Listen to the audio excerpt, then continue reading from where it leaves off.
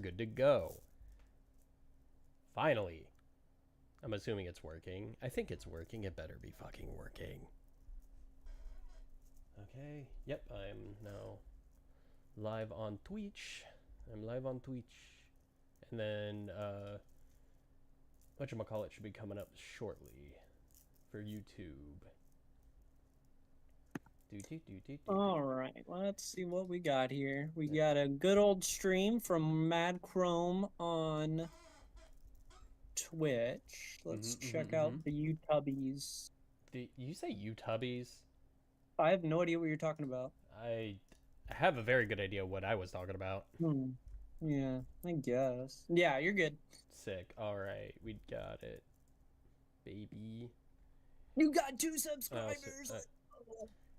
Holy shit, that's one more than I had earlier. Oh my god. Let's go. That's good. Let's go. You said sure. You're famous. Shit, you're famous, bro. I'm so famous. It's all coming up Millhouse. Let's wait till you get to my level, 3 subscribers. Well, hopefully we'll get past that. Right now, I'm probably more interested in getting shit on Twitch, but we'll see. I wonder if my bots are actually going to work, because I did set up a couple of bots. I also set up a tip system.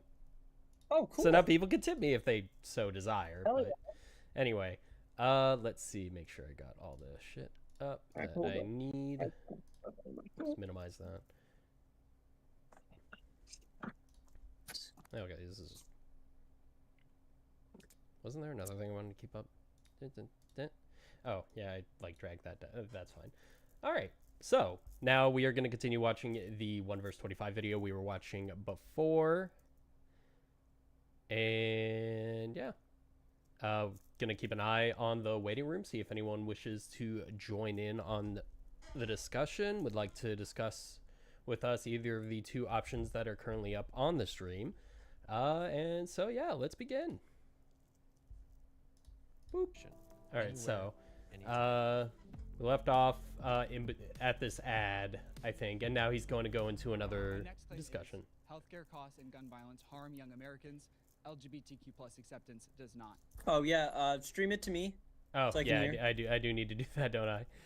Boop, share screen, beep, and yeah, we'll just do entire screen, stream. There you go. You got it? Yeah, let me check the audio. Go ahead. All right. Oh, actually, let me do one more thing. One more thing. That's an old reference. One more thing. Let me actually go to the live so I can pop out the YouTube chat, and so I can keep track of the chat over there. The YouTube? Yeah, I accidentally logged out of mine. I don't know what I did. Well, boop and pop out. Let's go. I can see that now. Cool, we're good. Everything is grand. All right, let's go.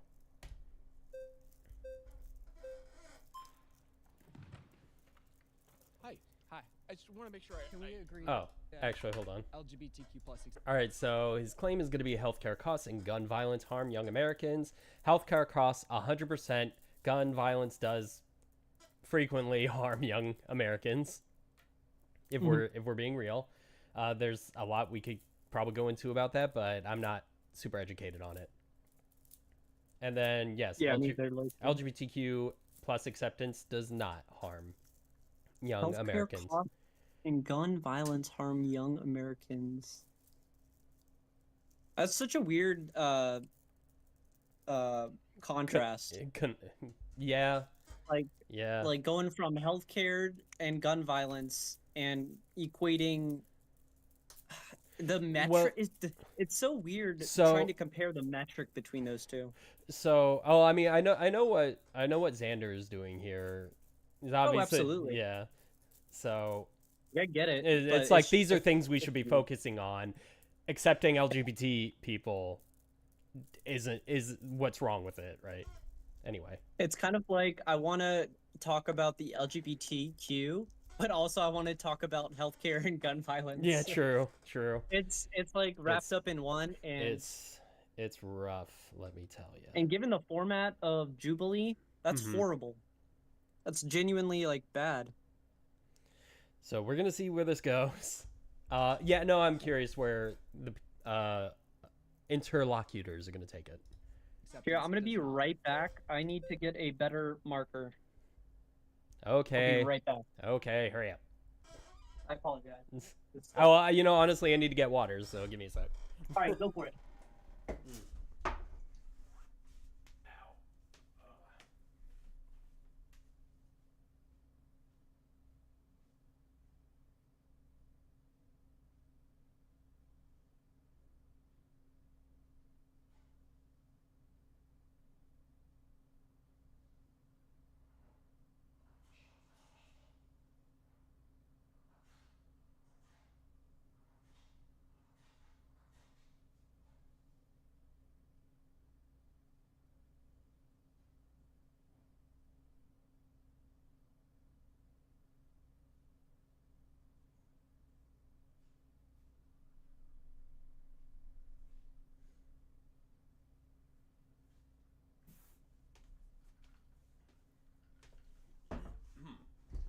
And I'm back.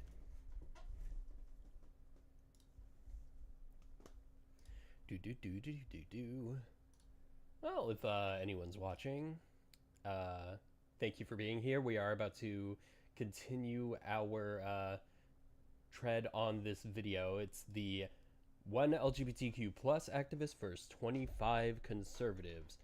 We were reacting to it yesterday, and it was a pretty good time, but some of the conservatives were very frustrating to listen to, for sure. I think Xander's actually doing a pretty good job in comparison to, I guess, some of the other videos I've seen on this in this format. Granted, I don't like the format whatsoever, but here we are.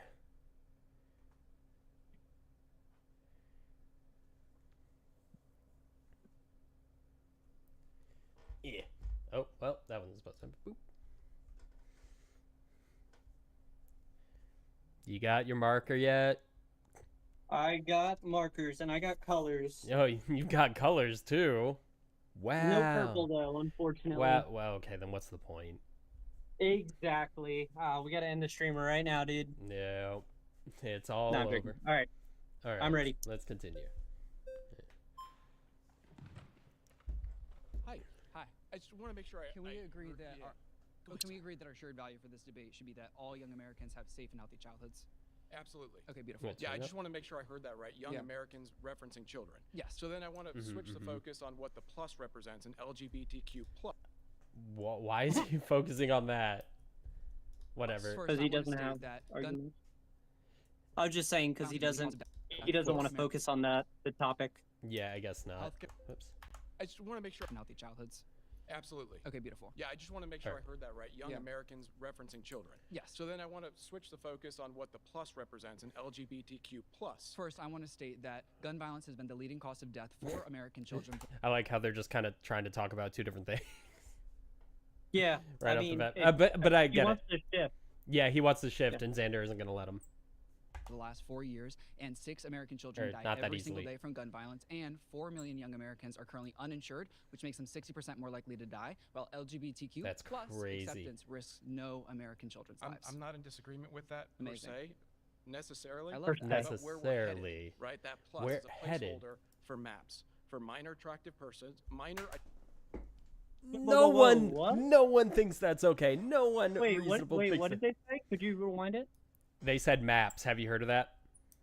No. What's up? What's that? Minor attracted persons. Pedophiles, basically. So there's been, obviously it's a very small movement, but they're like, oh, we're, part of LGBT, and the rest of LGBT, rightly so, is like, no, get the fuck away from us. That's wild. Crazy work. It's wild. Yeah, it's so bad. Here.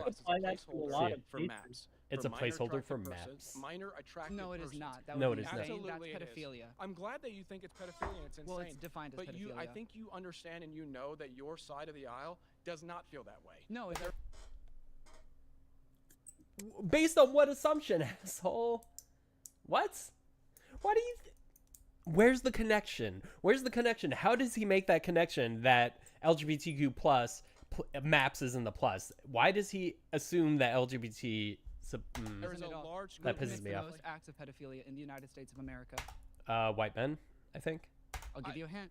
Do you identify the LGBTQ as a political movement? No, not at all. See, we're going to fundamentally disagree right there. Well, why? Why is he making it political? Anyway, the only reason it's political is because of people like him. Exactly. That don't want to give them trans rights. Exactly. Don't want to give them rights. Quote unquote political. It just makes them uncomfortable or something. It's first of all, it's considered a victim class. Let's start there. A victim class? What's a victim class? They have specific rights and protections. They have the same rights and protections as all Americans, or they should, and we're working to get there. That's not because true. Right now, unfortunately, you're right, it's not. Right now, they don't. Right now, LGBTQ plus Americans have less rights and liberties than the standard American. How do you? Typically, yes. Tell me how they have less rights and privileges. There's a variety of things. For example, there's legislation in several states that work to prevent trans women from accessing the bathrooms related to their gender identity. There's prevention of LGBTQ plus discussion in education. There's efforts right now from our president to work and roll back rights that have been guaranteed to LGBTQ plus Americans for decades, and it's really, really important that we recognize that, because right now LGBTQ plus Americans do not share. Yeah, this might have actually been shot before trans people were booted out of the military. What was? One more time? Trans people were kicked out of the military. Yes, I remember that. So this might have actually been shot before that. So I feel like if this conversation happened after that, then the conservative guy might hold back a bit. Yep. Oh yeah, Lime. Hey, welcome back, Lime. Love seeing you. Hope you're having a good day. Yep, you're Friday. Good Friday. You're our special chatter. Yeah, I agree. So everything I don't like is political, and everything I like is political. That's how it goes over there. Apolitical. Oh, apolitical. And everything I like is apolitical. That's how it goes. Yeah. No, very true. And the problem is, like, the people in the LGBTQ community and allies such as myself, like, we have to talk about it in a political light because of how they've made it all political. And we have to push, and policies have to be pushed in support of LGBT rights. Obviously not including MAPS. That's fucking stupid. Anyone who thinks MAPS is part of LGBT is a moron. The same liberties and rights as cisgender heterosexual Americans do, and to pretend that it's not happening is really weird. I would ask you, what rights do you think LGBTQ plus people are asking for that are special rights? So this is where we're going to fundamentally disagree. Yeah. Really, because first and foremost, to be quite honest, I believe. To be quite honest, it's not that I believe. I know that the LGBTQ movement is a Marxist movement.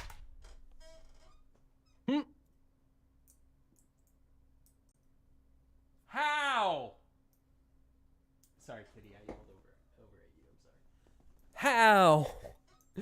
How is it a Marxist move? You know what? I don't know if you ever watched that Laser Pig video I sent you, but we should watch that on this, on stream, or react to it on stream, because I really enjoyed it. I really fucking did. We're not gonna do that right now because I am feeling out this conversation. And how right now all he has is philo pedos. That's all he said, and he hasn't really substantiated anything with I mean, he's just making any data, any sources. He's just making assumptions. He says he knows that the LGBT movement is Marxist. Wild. Okay. Seizing them. Lime, I love it. Holy shit, that's so good. Seize the means of reproduction. Oh, fuck yeah, bro. That's so good. I might, you know what, I'm going to copy paste this. I'm going to include your name in it as well, because that just needs to, we're going to put that in the Discord general chat, and we're going to pin that for now, at least. Yeah.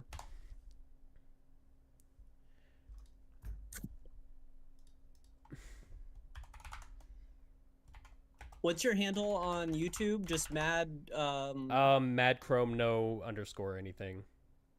Is it space? No space. Okay. Oh wait, hold on. It's like, I'm saying shit. Let me make sure. Somehow I haven't remembered yet. I don't think there's a space. I think it's just at mad. I think it's just at mad Krome, no space. Yep, at mad Krome, no space. So anyway.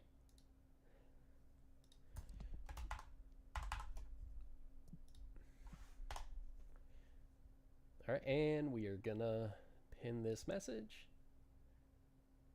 Boop. Oh yeah, pin it. Pin it good. Oh, that was something that you said. I do usually say shit. That's how we know you're Krome. It's at least how we know I'm alive. Yeah, right. Or sentient, or whatever you want to say. Anyway, continuing on. I believe it was installed. It's not a Marxist movement. That's a funny thought. I let you finish talking. Yes, it's a funny thought. Finish. Okay, but you're just saying things. No, I'm not. I'm saying he things is that just I know. saying things. I believe you've developed and put yourself in this sort of matrix fictional reality, and you feel safe there. I'm glad you do. But here's the problem. This guy is where a we're headed fucking moron. Where are we headed? I'm not. Where are we headed? I'll tell you where we're headed. We're headed towards maps. Whether or not you agree with that is regardless. What evidence is there that we're headed towards maps? I mean, are you kidding me? Yeah. Anytime you ask someone for evidence and they're like, "Are you kidding me?" They ain't got shit. Probably. Yeah, it's even on the conservative side, they're opening up the discussion on whether or not this can be considered a legitimate sexual orientation. The only people that are considering it are the MAPS people themselves and maybe Catholic priests. Is saying that pedophilia is a legitimate sexual orientation. Okay, this is important actually that you're saying this right now, because where we're headed, I'm very secure that we're heading this direction. We're at a certain point in time. That would be really concerning. Then I would understand. And I agree that we agree with that. But going full circle, okay? Yeah. Who started the gay rights movement? Black trans women. No, Harry Hay started the gay rights movement in the 1950s. What party did he belong to? You fact check that? He belonged to the Communist Party. Gay rights movement, okay? Yeah, hold on. Who started the gay rights movement? Black trans women. No, Harry Hay started the gay rights movement. Did you want to fact check that? Yeah, we need to fact check that real quick. I'm curious. Actually, who started the LGBT movement? There were, I actually did some research. There were some black trans women in the early 1900s, even in the late 19th century, that were starting to push. Yeah, here we go. The LGBTQ movement didn't emerge from a single individual, but rather evolved through various activists and organizations over time. Yeah. Early organizations like the Scientific Humanitarian Committee 1897 and the Society for Human Rights 1924 laid groundwork for later activism. So at that time, I don't think it was known as LGBT, but this is before 1950. So who's the guy he brought up? Harry Hayes? Black trans. Yeah. No, Harry Hay started. Harry Hayes. Who's Harry Hayes? Who the fuck is that motherfucker? Harry T. Hayes. No, it's not this Harry Hayes. LGBT. In 1948, he conceived of and helped create the first sustained gay activist group in America, the Mattachine Society. I mean, he had the first sustained gay activist group, but that doesn't mean LGBT as a whole. So that's weird. So like, I mean, it's I guess he was part of it, but since this guy's bringing him up, I'm kind of concerned now. But we'll see. The gay rights movement in the 1950s. What party did he belong to? You tell me. He belonged to the Communist Party. What book and what society did he start? Why? What in the red pill bullshit is this guy saying? Like, I don't care. It doesn't matter if the guy was in the Communist Party. Being gay doesn't make you communist. And being communist doesn't make you gay. Oh my god. Oh, we could play that game. We could play that game. Lime says he invented the gays. Oh, okay. Gotcha. Oh, yeah. Dude, that... Okay. All right. Okay. He built them in the gay factory. Yes. Yeah. Well, I mean, this was the time... Was that around the time where the word gay also became synonymous with men liking men or same-sex relations? That might have been the case. You have to ask Lime. Yep. Lime knows all, obviously. Corrected me, corrected Squid. the LGBTQ movement, because I would define it as a civil rights. It's only a matter of time before it's you. That's funny. Stop trying to derail. You're acting like we're sticking on this topic. People. We are but you're not talking because about ultimately you're leading to deconstructionism. You want a gray box society. That's the goal. What is a gray box society? The fact that you don't know that is exactly the problem. This guy is a conspiracy theorist. He's all over the place. I guarantee you this guy is definitely a conspiracy theorist. No, I mean, what so stupid. I know what it is. It's a genderless society. It's where the individual is stripped from all individuality. That's what it is. I think. Yep. Okay, he's a conspiracy theorist. Confirmed. Okay. All right. Okay. This guy needs to be voted out right now. Of the country. In the Matrix. You're stuck there. You're in the Matrix. Oh, and he's talking about the Matrix. He's obviously a follower of Andrew Tate, then I'm sure. The fact that what extra protections do LGBTQ plus people receive in the United States? Do you want anecdotal experiences? I want any evidence that you have. The fact that it even you don't have evidence. You don't have evidence. It's a sexual orientation. It is a sexual orientation. Wait, is the gray box a sexual orientation now? No one has a gender, therefore it's an orientation, a sexual orientation. I mean, the closest thing I can think of is someone being pansexual, where they're like, "You're cute," to anyone and everything. That is human. Just like if you're attracted to of them, age. Yeah. It should be between two. Like, yeah. Imagine if everyone was just pansexual. That would probably be that would probably be pretty great. Everyone would be like fine with like pretty much or most like everyone would still have their like personal preferences, obviously, but I'm not pan, so unfortunate. No. Yeah. People, I'm missing out. When it arrives, what am I talking about? I'm talking about the fact that it's even a movement to begin with. It doesn't deserve. There's a civil rights movement that is described as the LGBTQ. It doesn't deserve a civil right. That's my whole point. It doesn't. Wait, what? Doesn't what deserve criteria a civil do right? you need in order for something to be of movement? I want to know that. Like, what's the criteria? You have to have. I mean, it's probably kind of vague. It depends probably on the connotation of like what type of movement. Whereas LGBT, this guy thinks is a political movement, but it's a civil rights movement. And any civil rights movement is going to have some involvement with politics because you're arguing for civil rights, right? Or human rights. Don't worry, I will put pan chemicals in the water supply. You know what? Do that. Contact the CIA. They're very good at it. People don't deserve civil rights. I would say that the majority of American principle would disagree with what you're saying right now. I think all not all the flags are going up. Let's pause. You've been voted out by the majority. Crazy. Good. Finally, they weren't even on topic. Nice to meet you. I'm Angelina. Nice to meet you. So can we agree that our shared value would be young Americans deserve? Sanders is like, no, we're not doing this. And I think gun violence is an issue, and I think healthcare is an issue. However, what I would like to talk about today is children being targeted and transitioned at a young age. I don't believe what children are being targeted and transitioned. So currently in the United States, you can start gender transitioning a child as early as they're starting puberty, and that's anywhere from 8 to. You can actually more or less. So you can do gender affirming care before then, which just includes like seeing a therapist or a psychologist, psychiatry, etc., mental health professionals. And also one of the things that those professionals will tell the parents is to be accepting of their child. There's no medical intervention at this point in time. 13, and so at that age you can start putting them on at about 12, 13, or like around when like puberty can begin. Then kids can be put on like pubertal suppressants.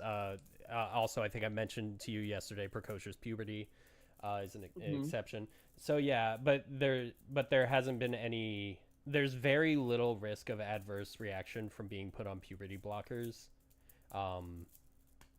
Like if you start puberty a little late, you'll be fine. Like you'll be fine. There's no issue.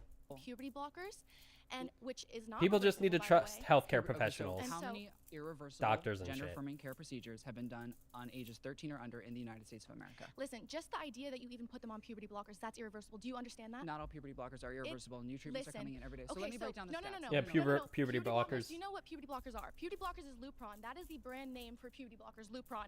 I think there are multiple different types of puberty blockers. Yeah, I don't know why. So referencing a specific one isn't going to really do much for her argument. And they're probably used for different things, I'm guessing, to an extent. Sure. So. Yeah, I don't know. And they are reversible. So Lupron is used on children, 8 to 13-year-olds, to pause their puberty. Okay, so let's break this down. It is the same drug used in chemical castration for pedophiles. If I thought that 8 to 13-year-olds drive. Okay, if I thought 8 to 13-year-olds would be chemically castrated, that would be horrible. Okay. That would be evil. That would be unacceptable. So that's not what's happening. Well, no, let's break it's not what's happening. Break it down for you. No one's advocating for that. Let's break it down. So. Oh, he can sing a little bit. 1% to 3% of the population in the United States of America are trans. About 15% of that 1 to 3% receive reversible or partially reversible gender-affirming care. What do you mean by reversible? Only. What do you mean by reversible? I'm talking about hormone blockers. I'm talking about hormone replacement therapy. 100% reversible. Fun fact: do you know what birth control is? Hormone treatment. It's a hormone blocker. I don't think all of them are, but some common ones are hormone blockers. Yeah. Okay. It is reversible. In many cases, so I understand. Some of these things are believe not they're hormone fully blockers. reversible. That's why it's reversible and partially reversible. Some hormone blockers are not fully reversible, but the World Health Organization, the American Medical Association, the American Psychological Association, and the American Psychiatric Association work to set standards and approve that all of these cares are life-saving. What we see is that the vast majority of people who receive this care never end up regretting its care. Do you know what the regret rate for reversible care is in the United States of America for transgender youth? Any rate of it is enough to not do this to children. Do you know? I fucking hate that. I fucking hate that. That's such a stupid fucking argument. That just means we shouldn't have any surgeries ever for anything. No, literally, if you apply that principle in literally everything, if there's a small amount of this, then we shouldn't do it at all. Oh my God, we wouldn't be able to do anything. It's as if we have highly trained, specialized professionals to know this shit and to prescribe this shit. That's just weigh a the benefit argument that you can apply to other places, and it just falls flat. Yeah, it's so horrible stupid. Argument. It's so stupid. You know the rate, though? It's the targeting of children. Tell me the rate. Do you know the rate? Tell me the rate. Please tell me the rate. The rate is 1%, and do you know what the majority of that 1% rate is? It's due to social stigma and hatred, not actual regret of the care. That's true. That's true, actually. A study published in the National Library of Medicine that looked at nearly 8,000 patients found the regret rate for gender-affirming surgery to be less than 1%. Wow. Although the Society for Evidence-Based Gender Medicine contends regret rates are largely unknown because studies on the subject use flawed evidence and inadequate follow-up. I'm not 100% sure about the second part personally. From what I heard, the surgery regret rate is 1 to 3% is what I've heard. And but I've also heard it's closer to 1%. Jubilee is saying that it's less than, or that the claim is less than 1%. Interesting. So contend regret rates are largely unknown, but regardless, we know the regret rates are actually probably very low. Regardless.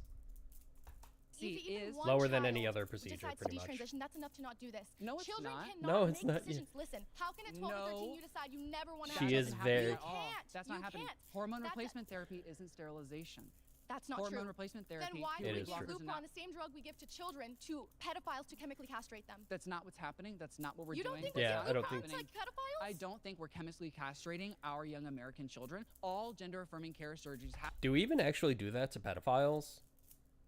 I know some countries do. I'm not sure. Yeah, not in the U.S. I'm pretty sure because that would be considered. Maybe certain states. Well, that would be considered cruel and unusual punishment, I believe. You know what? Now I'm curious. I bet Texas is one of them, if there is. I mean, I guess in this instance, I wouldn't feel as bad about it. No, dude, they did their thing. They should get their thing removed. Let's see. That's a whole other discussion. Oh yeah, we should probably not go down that road. Yeah, because I have opinions on the prison system.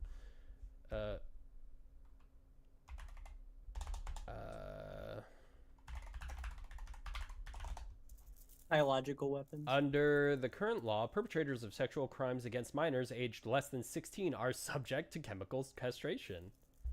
Right. Damn. I did not know that. Holy shit. Well.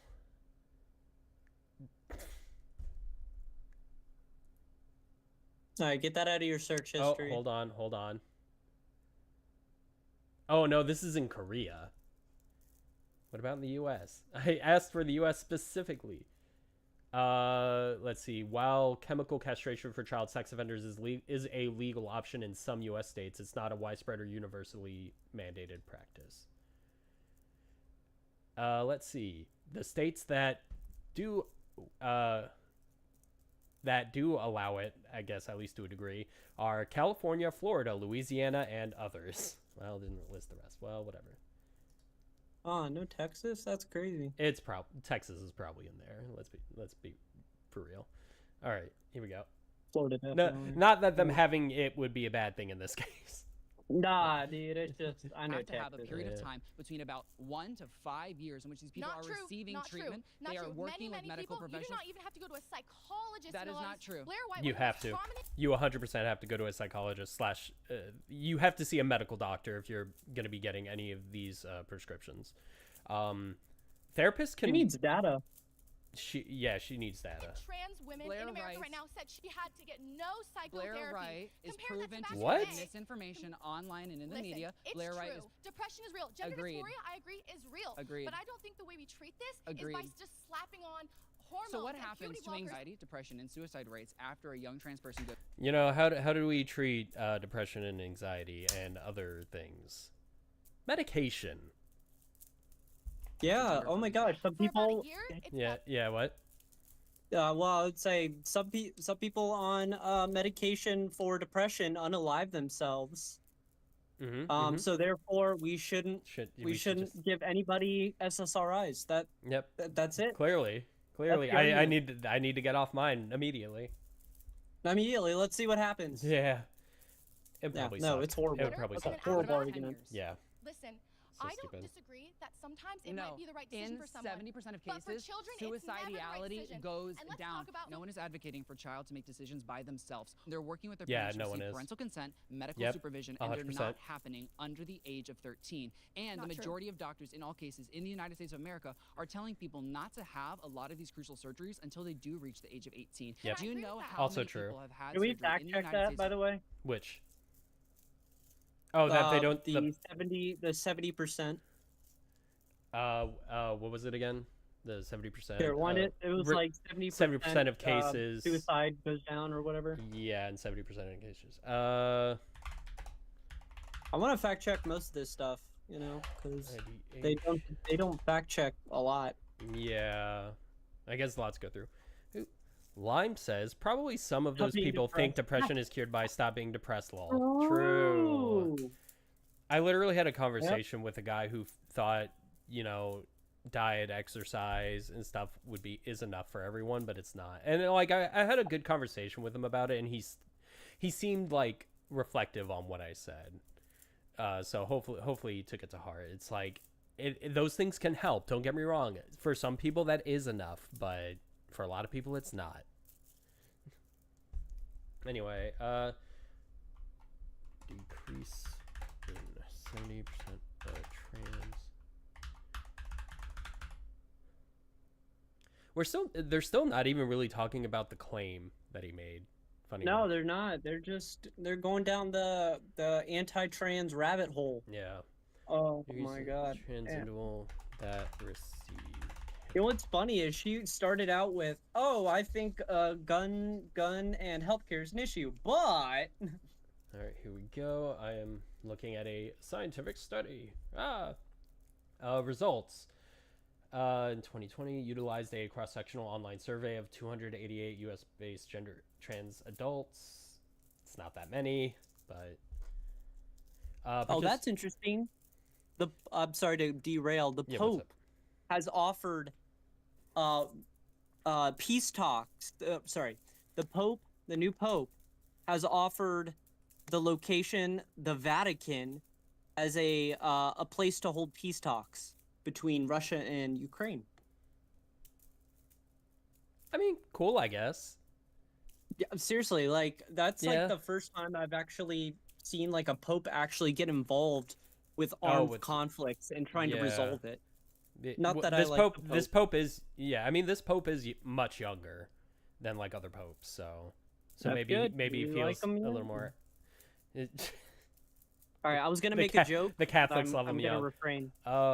Yes. Oh my God, exactly. You knew what I was gonna say. Oh, I knew exactly where you were going. Well, I mean, hey, if it works, if it's net positive, I'm all for it. Oh my God, yeah.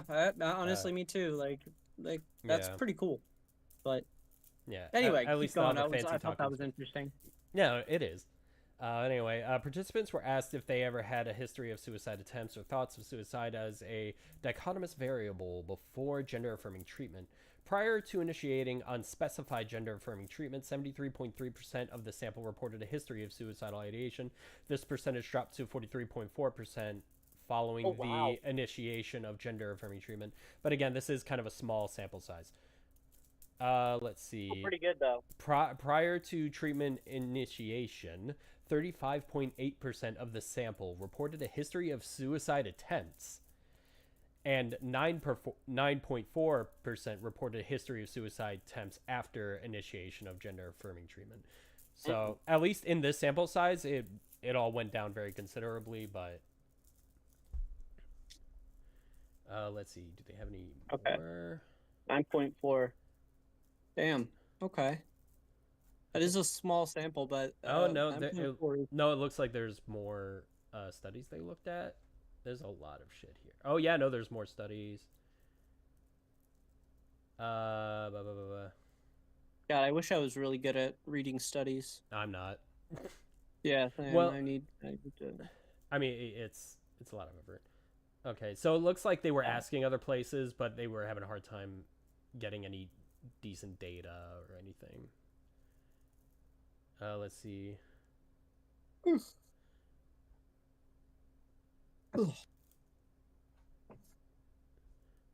Regardless, I think there have been like multiple studies showing the reduction in suicidal ideation and stuff like that. I mean, I have some of them.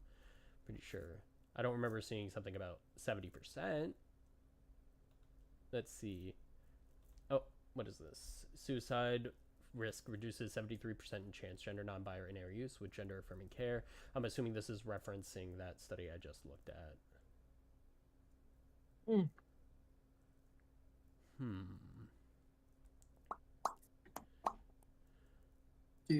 Wait. Oh, no. Hold on. A prospective observational cohort study was performed to examine transgender and non-binary youths who sought care at Seattle Children's General Clinic. So no, I guess they are referencing something else. It just happens that's the same exact number.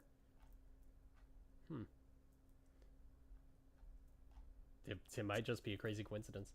Or maybe the absolute rate is a 73% reduction. But anyway. That'd be insane. Let's see. I'll try to get better at reading studies, because stats are very important when it comes to, especially this topic right here. Let's see. At baseline, more than half of the individuals, there were 104 youths aged 13 to 20. 56.7% had moderate to severe depression, and exactly half had moderate to severe anxiety. Self-harm or suicidal thoughts were reported by 43.3% of them. Wait, what? Look for other numbers here.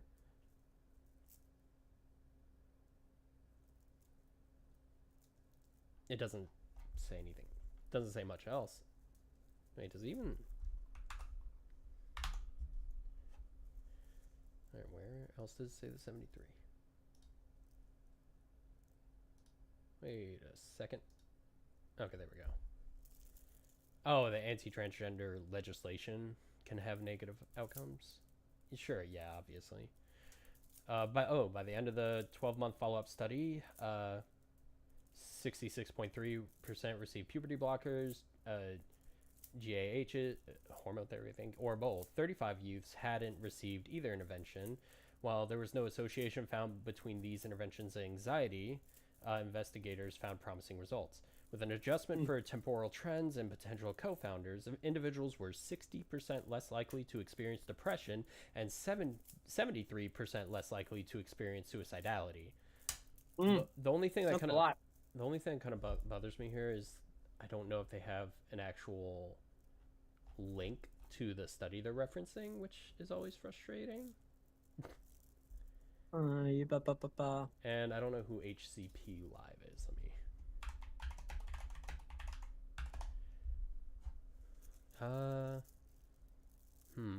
Okay, internal medicine update. Okay, I guess they're good. Or they're okay. Either way, okay. So I got multiple things saying 73%, two totally different studies. So that's actually kind of crazy, unless there's like some shifty work going on behind the scenes. Yeah, but NIH is pretty good. Yeah. Well, NIH is typically good. It doesn't mean the study itself is good, though. Sure, you'd have to look at the details, sample size. Everything. That's the tedious part. Anyway, back to the video. Of America that is gender affirming care under the age of 18 that resulted in any type of surgical transformation of the body. Tell me. Do you know the number? Tell me the number. 0.01%. So at what? The rate of gender affirming surgeries for minors is 2.1 per 100,000, according to a study published in the National Library of Medicine. So yeah, it's exceedingly rare that it happens before 18, and it's only in like extreme cases, from what I understand, or unusual cases. So, I mean, let's be honest, even like 15-year-olds will get like a breast reduction, breast enlargement surgery as well, just for aesthetics. So it's like, well, what's your opinion on that too? Like, I personally think maybe also wait till 18, depending on circumstances, right? But I mean, just like what they're talking about with kids receiving puberty blockers and everything like that, it's the same principle with breast reduction. Like, it's always between the parents, the doctor, and the child itself. There's always like a lot of people involved in it, but obviously surgery, I think, can be people who are younger can be a little more vulnerable to surgery or something. Sure. Yeah, but I'm not 100%. I'm not a doctor. So, but yeah. Where do we have to get to show you that this ended up ruined saving their lives? How many double mastectomies do we need How many young people have to tell you that this care is saving their lives before you care? Listen, it's saving lives every single day. What's the difference between doing it as a child and doing it when you turn 18? What's the difference? What's the difference? What's the difference? There's so much of a difference. When you go through puberty, so much of your body and chemical changes so drastically that it creates a lot of the negative experience that leads trans young people to kill themselves. And that is why the World Health Organization, American Medical Association, American Psychological Association, American Psychiatric Association. He's had practice saying that, I feel. American Medical Association, American Psychiatric Association, American Psychological Association. Work to agree that they understand that gender-affirming care is life-saving care for young adults, for children, for anyone who needs it. And what we're not advocating for. But when you're a child, in most cases, lady, you cannot make that lifelong decision. You can't make it by yourself. In the fact alone that it sterilizes them is enough to say we can't do this until they're 18. It does not sterilize young children. You are just saying things that are scary. No, I'm not. If it does that, it's an extremely low rate. Extremely low. Yeah. And I don't know what the information on that is. Also, when she was bringing it up with the chemical castration of pedophiles, it was also they probably have a much higher dose or something different. Oh, so obviously the dosage, the dose makes the poison. That's not and happening. even people on your side will say that's true. Voted out by the majority. Please return to your seat. Thank you. It's always kind of funny when they have like a little cordial "thank you so much" and shake hands after a heated after a whole heated thing. Hey, how's it going? Sick outfit. I was about to say I like the hat. True. Thank you very much. So why are we spending so much time talking about life-saving medical care when every single day we're losing young people to lack of medical care and to gun violence? Okay, well, can I just backtrack? So you initially had said... I prefer to start there. All right. That's great. Just like balls on the table. Squid, sorry, I was watching the Brutalist. I don't know what the Brutalist is. I don't know either. But Righty. yeah, it's fine. Well, I mean, I have a point I need to address just so you can understand kind of where I'm coming from in the argument. Okay, can you answer that question and then we'll get to yours? Go ahead and state it. Why are we spending so much time talking about life-saving medical care when we're seeing young people die every single day due to a lack of medical care and due to gun violence in the United States of America? So you don't drive a car? Of course I drive a car, but look what we're look at how many people die in car accidents every year. That's a really special statistic, but what's important about noting is that the vast majority of people who drive cars are choosing to drive cars. The vast majority of people who are being shot to death by guns are not choosing to be shot by death by guns. The 4 million children who do not have access to health care are not choosing to not have access to health care. They are more likely to die, however, because of a system that they were born into, and that's not fair. That's deadly. It's harming young Americans every single day. Well, but life's not fair. You're fucking right. We're trying to make it as fair as fucking possible. Asshole. Life's not fair, so children should get shot in their classrooms and not have the medicine they need. No, but they should also have the right to protect themselves in their own home or in their own community. You should have the right if somebody comes into your house. Children are being shot to death every single day by assault rifles designed by the military. And how many people have their homes broken into and they don't know how to Depends on your definition for assault. That goes in the whole gun thing. Protect themselves. They don't have the ability to. Tell me the statistic. No, I'm asking you that question. Gun violence in the home leads to more death in that home without burglary. What you're seeing is that gun violence in America goes up because there are more guns in America. There are more assault rifles in America. There are less restrictions that help people who should have guns. And now we're saying, oh, you know what? Everyone have a gun. Let's all have guns. There are more guns in the United States of America than there are people. What there are not is people that are receiving chemical castrations and being sterilized, like other speakers in the circle are saying. Gender-affirming care is medically proven to be life-saving care, and they're working with psychologists, psychiatrists, doctors in all the cases. I am saying that you and I, right here, have no idea what is best for a child in Illinois, in Utah, in Florida. Their parents do, they do, their medical professionals do, and the more that we get in the way of their choice making, we're infringing on parental consent, we're infringing on medical privacy, we're preventing young people from receiving life-saving care. You just said their parents have the right to make those kinds of choices. To help them make those choices. But isn't your party the one that says if a kid says that they're gay at school, that your party? should What is my party? Party? Well, the Democratic Party says that they're gay at school, that the teacher shouldn't go and tell the parent. Well, right? Party, I'm not a member of the Democratic Party. However, I would say that much of the Democratic Party's stance versus the Republican Party's stance makes more sense. Oh, now I wonder if Xander's a leftist. Oh, definitely. I would be surprised if not. Because it's grounded in evidence that saves young people's lives. The picture when it fits the case, and then now all of a sudden you think the parents should have that kind of say. I don't understand. No one is saying parents should be removed from their children's lives. That's essentially what they argue when they. No one's arguing that. They are gay if a parent is a direct threat to a young person's life. Oh, well, I don't think my bots are working, the ones I set up earlier, so that's great.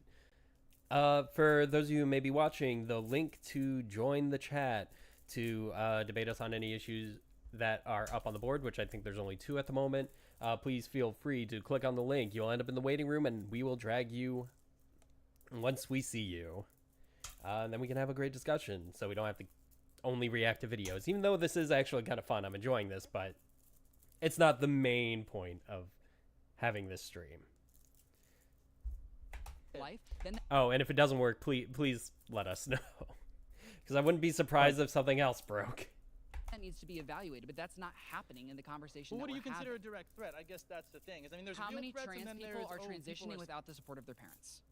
In the vast majority of cases, trans people are supported by their parents. In all cases in the United States where surgery was done, parental consent, medical supervision, and psychological supervision were there. When you say all, I already know that's false, because nothing is a perfect 100%.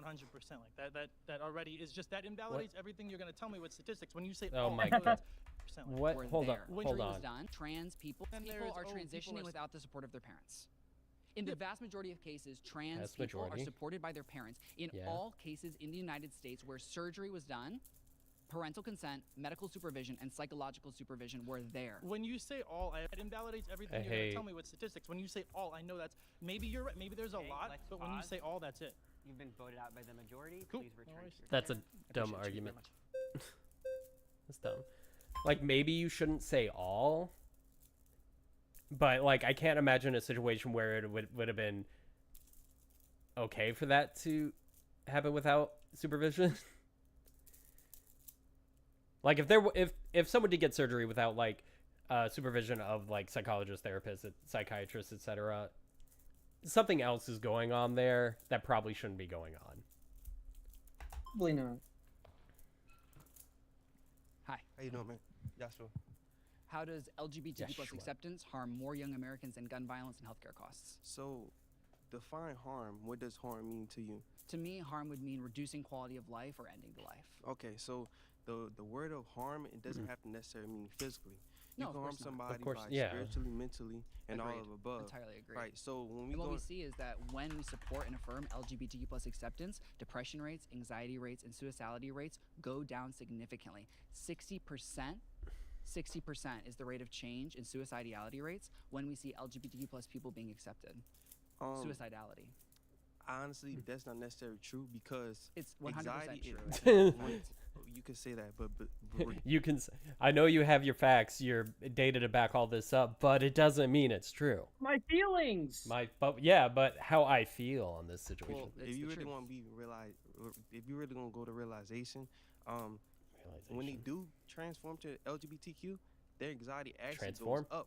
Because that's not what's happening. Whoa. Sup, Squid? So let's break it down, because I understand that this would be horrible and it's very scary and the talking point gets out there a lot and it's very confusing. What's happening is that LGBTQ plus young people experience higher rates of depression, anxiety, and suicidality because of the way they're treated in society. And that's a medical fact that's been studied for years. What we see is that when there is more queer and trans representation, more queer and trans discussion, more queer and trans affirmation, that those suicide rates, depression rates, and anxiety rates go down. And so if it was innate within the queer and trans identity to be depressed and anxious, the more queer and trans discussion there were, the more queer trans people there were, the more that we would see anxiety, depression, and suicidality. Instead, what we see is that it is only when we accept, affirm, and educate about LGBTQ plus identities that these rates go down, because it's not a symptom of being queer and trans, it's a symptom of hatred, it's a symptom of anti-LGBTQ plus policy, which is harming young Americans. Why do you raise a red flag? Explain about the LGBTQ plus.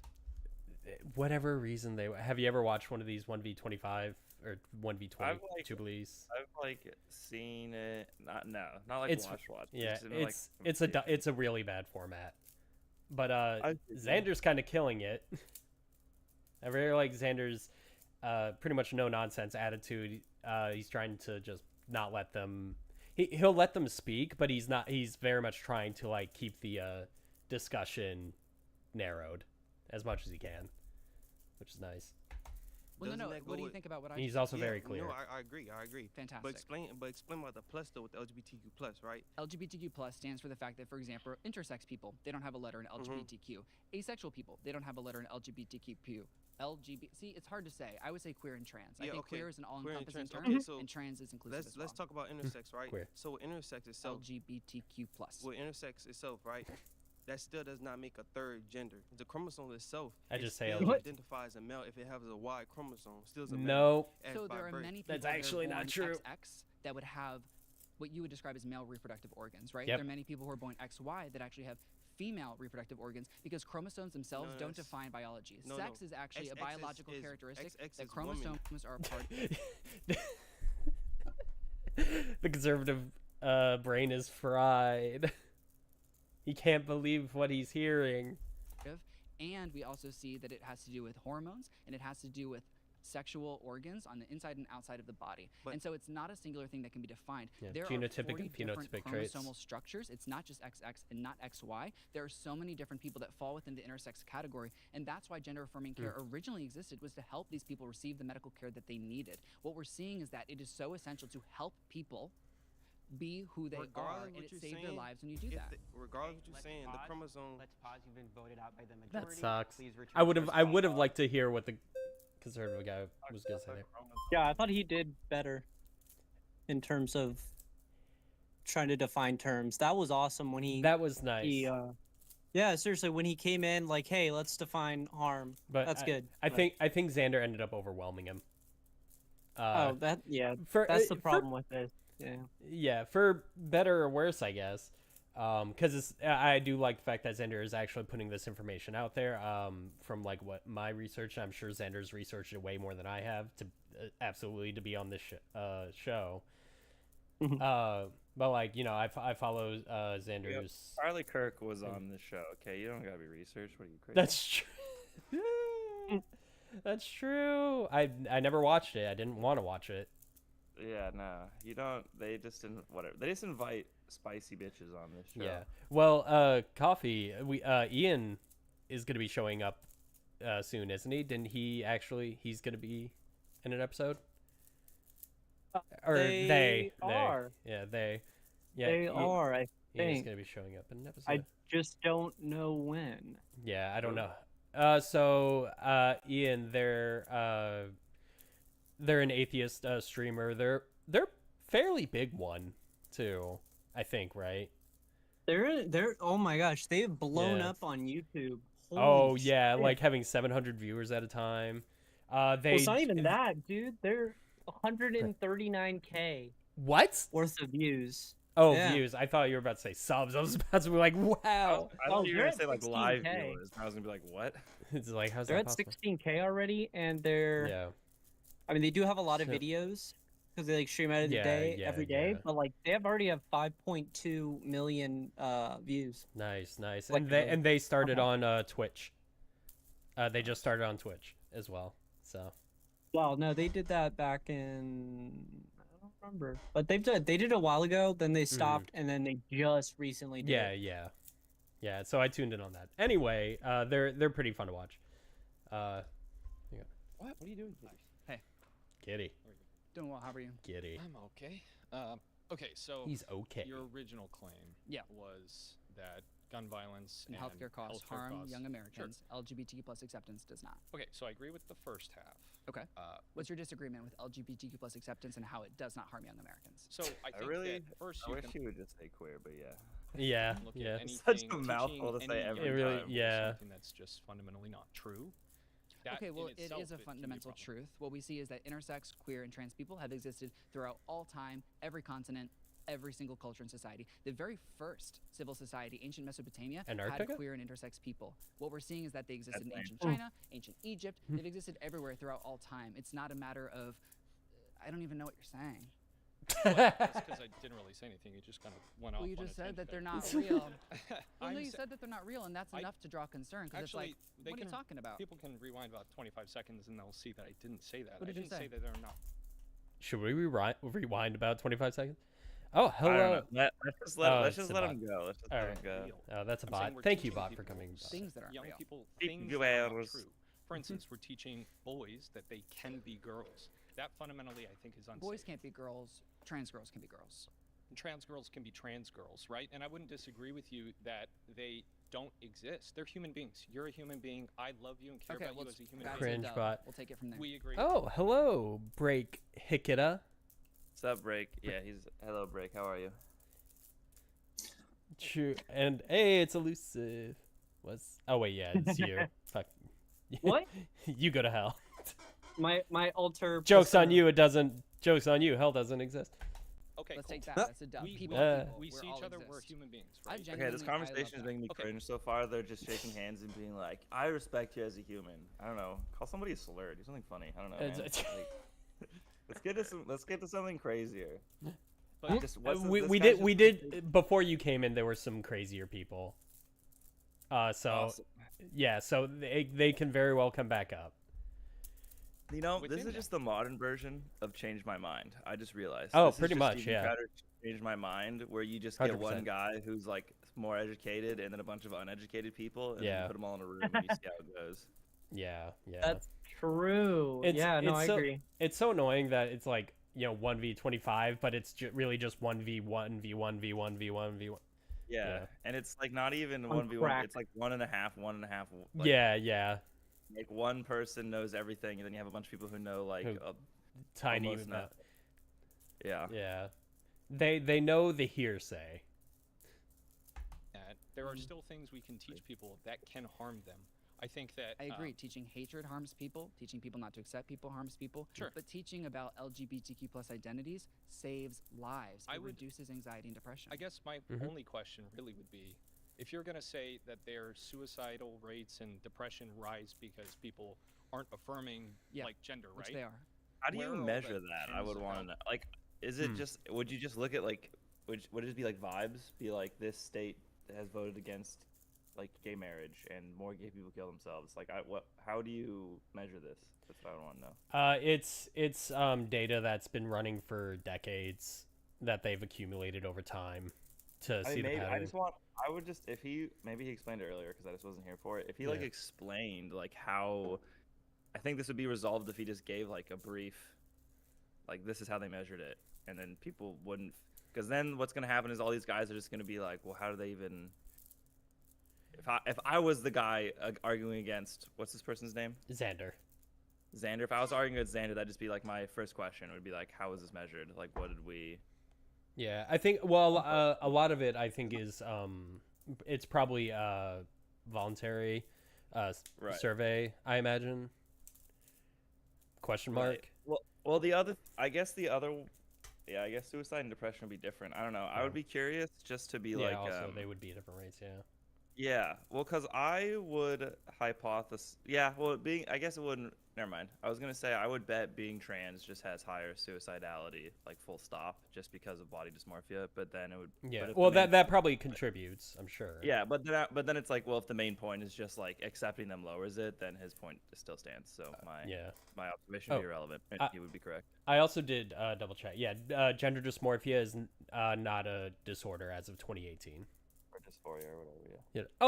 Oh my God, Nightbot! You actually did the thing I wanted you to do, more or less. Good job. Thanks, Nightbot. So I guess it is actually working. This is what we pay you for. And I pay you jack shit. Hundreds of thousands of suicides that just went unexplained the last so 150 years. They're happening all the time. It's heartbreaking. I'm just so polite. All the time. You're saying there's mass graves of people who weren't gender affirmed in 1920. Trans people don't all get together and commit suicide together and then say we were trans the whole time. These are people that never came out as trans because of the hatred they experienced, felt that they could never be themselves, killed themselves. And we're seeing this happen all the time, and it's heartbreaking. It's devastating. Seeing an increase in there is more gender affirmation. Increase of transphobia, and so we're seeing an increase in the rates of anxiety and depression amongst unaffirmed, uncared for trans individuals. When trans people receive gender-affirming care or have access to affirming environments, we see suicide rates go down, anxiety go down, depression go down. Explain that. I don't agree. It's a fact. Okay, well, there are two studies. There's one from April 2024, 2-year, 24-month study. One from February 2025. What were those studies done by? They can fact check it. I don't remember off the top I'm of my head. I'm going to cite a lot. You know, you could do the work. I'm just going to cite it anyway. That's kind of funny. Hey, before we go any further, we want to take a moment to say thanks so much to straight anti-LGBTQ. What? No, but he was going to say thanks for straight people or something. Heteronormativity. LGBTQ plus policies are anti-Christian. Okay, that's a retarded statement, but. Sorry, I'm sorry. No, don't say that. Don't say that. No, none of that here. None of that here. But they are anti. We're not on TikTok yet, so we're not. At least not going to be auto banned if you slip up. If you say that on TikTok, get auto banned. No, I don't think so. But you know, that'd be crazy. But it's just a joke that TikTok is very. Yeah, I'll have to be extra safe on TikTok. Yeah, we can say people are going down the suicide. I came up with that one on my own. Oh, that one's not bad. Yeah, it might still hit me for that though, to be honest, because it sounds very similar. But yeah, anyone, I don't know. We can just can't we just bring up anti-LGBT? Now they're making me say it. Jesus Christ, like anti-queer, anti-queer quotes, like a man who lay with another man, stone that fucker. Like, well, yeah, dog. I'm ready for the Christians. So true. Yeah, if we have any Christians in chat, we do think the Abrahamic God is in fact evil if he does exist. And if you would like to discuss that with us, please feel free to hop into the chat and we'll pull you right in. Yeah. But anyway, I'm assuming he's I'm assuming Xander's going to go over like the Christ specific beliefs, question mark, like what he's said specifically about like taking people in, etc. In the New Testament, you still can't be gay. That's like that's been like a pretty consistent go through. Well, apparently it just depends how it's interpreted. Right. So why bring? Well, I don't know. Is it? There's a quote about stoning gay people to death. How do you interpret that differently? I think there's a quote about stoning people. Well, because in like earlier translations, it didn't mention that they were gay necessarily. Oh, what did it say? I don't remember. If a man lays with a man. There's a thing about someone laying with another someone, but it's theology or biblical scholars obviously try to interpret it, and it's been interpreted in many ways. Yeah, so I'm just going to say I don't really care what the biblical scholars say. If I get my copy of the King James Bible that I have on my shelf the King James, that Bible sucks. Horrible. Okay, well, that's the one that everyone uses, so I don't give a shit. Like, if you're gonna be like, well, actually, according to the original transcript of the Dead Sea Scroll we found 2 years ago, right? I'm gonna be like, I don't care. No. That's years ago. No. So the problem with the King James Bible is that it's just very flowery. It's poetry, basically. Okay. They made it sound fancy. It's not very good for interpreting information, basically. And within the poetry, it's funner to read. Within the poetry, you can stone gay people. I love getting stoned.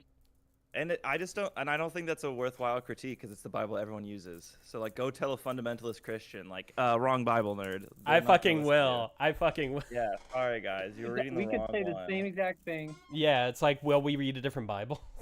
So yeah, Bible says. Yeah. So I use another one that's like the second most common, which is the NIV, I think. Something like that. I'm just gonna look up anti-gay New Testament quotes. You want me to look up anti-gay New Testament quotes? No, you can keep playing it. I'm sure I'll just find. Yeah, you'll probably find some. Yeah. Okay, here we go. I already found one.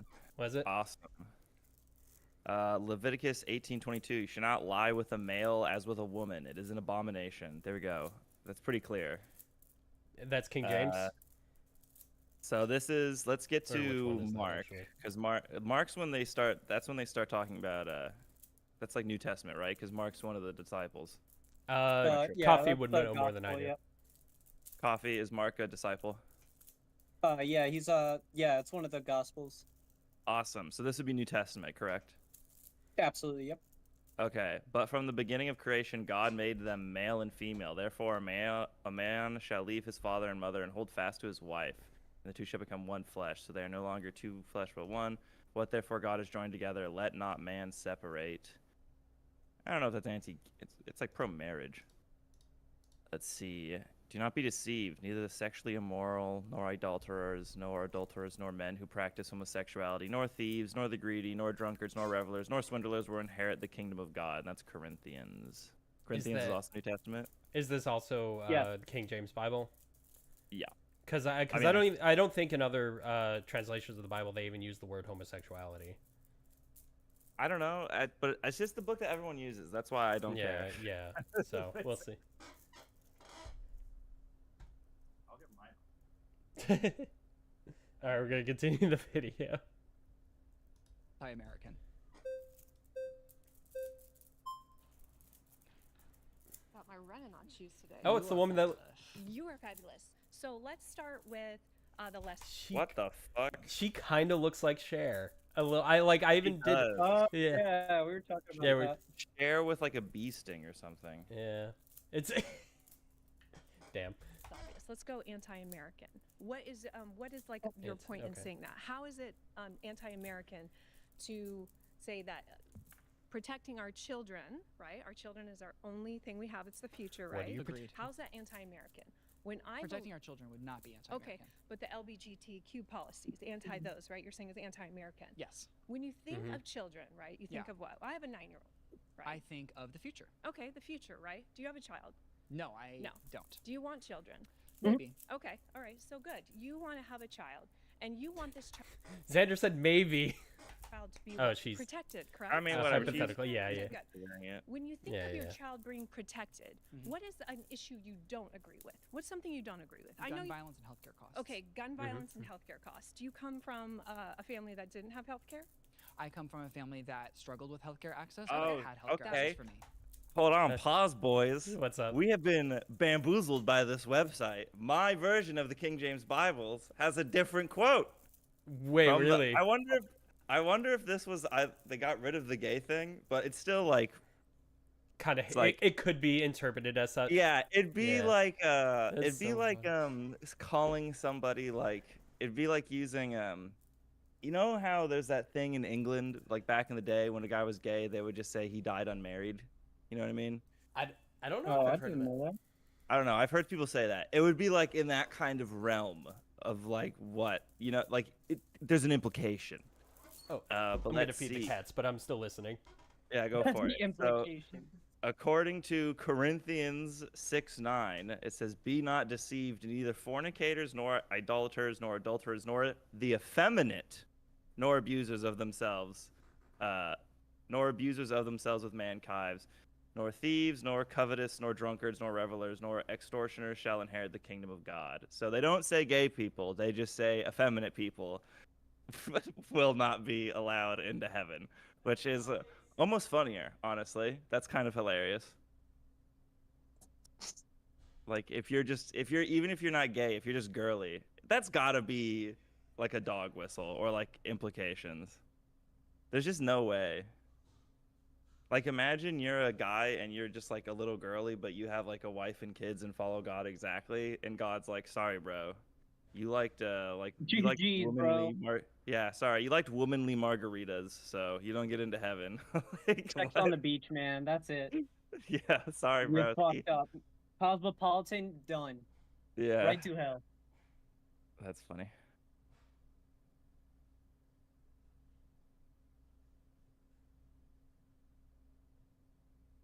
Ooh, Leviticus 18:12. I didn't realize that the New Testament is like tiny. Like I've never actually cracked open this. Dude, nah, dude. If you read Psalms, if you look at Psalms, oh my God. Wait, Psalms in? No, Psalms. Oh my God, Psalms is Old Testament. My bad. But yeah, you're right. Comparatively to the Old Testament, it's wickedly small. In my head, the New Testament is like massive. Instead, the New Testament looks like it's maybe like if it wasn't fat text, it would be like 100 pages. Like it does not look like it would be that much.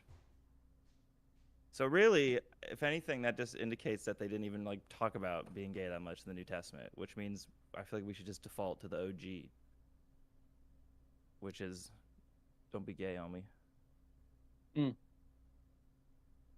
Pause. For the sexually immoral, for those practicing homosexuality, for slave traders, liars, and perjurers, or for whatever else contrary to the sound doctrine. Timothy. That's a funny name. There are some weird names in this. I like my favorite part of the Bible is in Genesis when they just mention giants out of nowhere and then they never bring them up again. I like that. That's my favorite part. Nah, they bring them up in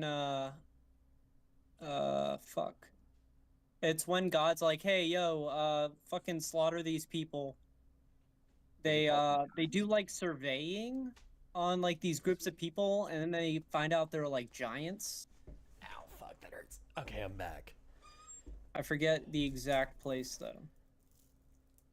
So, I mean, I'm still a little giddy on the fact that don't be promiscuous is in Corinthians 6:9.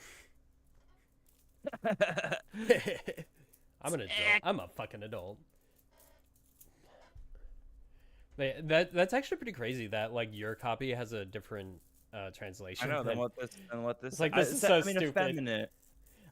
Yeah. I wanted to say something, but I was away from the microphone. I was like, oh. Yeah, no, definitely. It feels like it's so stupid. Like I was saying, the implication. The implication. Yeah. Yeah, Numbers. When the Israelite spies scouted the land of Canaan, they reported seeing giants. Awesome. We seemed like grasshoppers in our own eyes, and we looked the same to them. We call those bears today. Bro, that's like, this is why people believe in Hollow Earth. I had a guy tell me about, I was like, at my old job, I had a guy tell me about Hollow Earth because he thought I was reading the Bible, but I wasn't. I was just reading a leather-bound Game of Thrones book. Nice. That happens. That happens to the best of us, you know? Yeah. That's fucking funny. All right, let's see what Cher White has to say. Oh God, she's terrifying. Okay, so you had it. So you don't want your child to be negatively influenced by gun violence, correct? Correct. Or by not being able to have access to healthcare. Absolutely. So if there is an agenda, and I know you say there's not an agenda, but if there is a mass media awareness that's pushing a narrative of... Do you think she's trying to push a narrative right now? They're both trying to push a narrative. Sure. But hers is stupid. Yeah. Saying, and we kind of see it, right? Yeah, guns in all the movies, right? Yeah. Guns in the music videos, guns in this, rap, hip-hop songs, all this stuff. You'd probably not want your child to be exposed to that, correct? No, I would make sure they're educated about what guns are, and I would make sure they're accessing this information in age-appropriate age. That's a false comparison because... Why is that a false comparison? Guns aren't people. Okay. And people, in their intrinsic identities, aren't murderous. Guns are designed to kill things. Yes. LGBT+ people are designed to exist and live and love and they're earn humans, money correct? and work and be people. Yes. Okay, they're humans. All right, Correct. so let's go with that. We'll take that angle. So you're talking about humans. And you're saying that humans are designed to be themselves, right? And intrinsically themselves. Yes, we're getting so far away from the claim, No, though. we're coming back because you're talking about anti-American, I believe you. I gave you that example of guns. So for me as a mom, I don't want my child, and I'm just going to say the alphabet community because it's easier than LGBT. What about queer and trans? I think queer and trans is easier. Queer and trans, all right. So I don't want my son exposed to queer and trans. You didn't say you don't like the word agenda. I'm trying to be nice and queer and trans people. Queer and trans people. Okay, I don't want him exposed to that. Why? I'm a Christian and I'm faith-based, and I believe I'm Christian that. too. Well, Why? I didn't expect that. I didn't. All right, whatever. Yeah. My son should have his. I'm sorry, Xander. Now you lost me. You've gone off the trail. But whatever. Yeah, I mean there are LGBT. There are queer and trans accepting churches. There's one. Yeah. There's a couple around me, but. Look, man, I had cousins that were lesbians get officiated by a lesbian priest. Okay, you know, they're out there. Hell yeah. Whatever they got. Look, it's not. They got divorced 27 days later. Okay. Oh. It's whatever. Yeah, sorry. They're not a good example for the community. Well, also, you don't have to have sex in order to be gay. So, like, the Bible does say, like, oh, you're not allowed to sleep with another man or whatever. Yeah. It doesn't say anything about, like, being attracted. It says literally nothing about that. Yeah, it says you can't succumb to those desires, basically. Yeah. So you can still have the desires and not succumb to them. So it's nothing about being gay. Which is dumb. It's about sex, and that's weird. Basically. Or like you can't date them, you can't, you know. Because you got to make babies. You got to have more babies. Yeah, dude, you got to have some babies, bro. I have 12. Oh yeah, Squid, you missed earlier when one of the conservative, maybe we could go back to that, but one of the conservatives brought up or was asking about the plus and LGBTQ plus. Oh god. And he thinks that it includes MAPS. Do you know those? Oh yeah, the minor attracted persons. Yeah. and he was going down a whole red-pilled rabbit hole. It was insane. You missed it. I mean, they want to be a part of it, but the remainder of the community does not want them to be a part of it. They just want to piggyback. Yeah. And it's like, no, you're not on this train. Yeah, no, testicles sorry. Intact until forever, not until he's 18. I want him to have his testicles forever, and he actually just. Based. Protect his balls. Oh my god. My poor cats. Oh god. He said, "Mom, I think my testicles are your children circumcised, madam? Why didn't you let them keep their foreskin, huh? God was an asshole. God. You're 9, enjoy. You got a long ways to go. Why? As parents, we want to protect our children. I'm Jewish, so we already know their Oh, 100%. Right? Okay, you agree. We are in agreement with that. Yes, I love that. All right, so let's keep going. Wait, hold on. You got a long ways to go. Why? As parents, we want to protect our children as long as they can. Oh, 100%. Right? Okay, you agree. We are in agreement with that. Yes, I love that. All right, so let's keep going. Team. I would never, in my right mind, let my son, first of all, attend a school, a public school. Second of all, attend. Wait, what? That's pretty funny. That was her point. I would never let my son attend a public. I mean, the sad part is that private schools do tend to have better results, at least in terms of like test scores and shit. Probably because it's like smaller class sizes, it's more specialized teaching. Hey, what's up, Sluggy? Let's go. Sluggy, what's up? How are you doing today? Thank you for coming to the stream. This is my homie. I went to a private. This is my ride or die. Okay. I don't care anymore. What? I'm kidding. It's you awesome gotta love him like a brother. That's stipulation.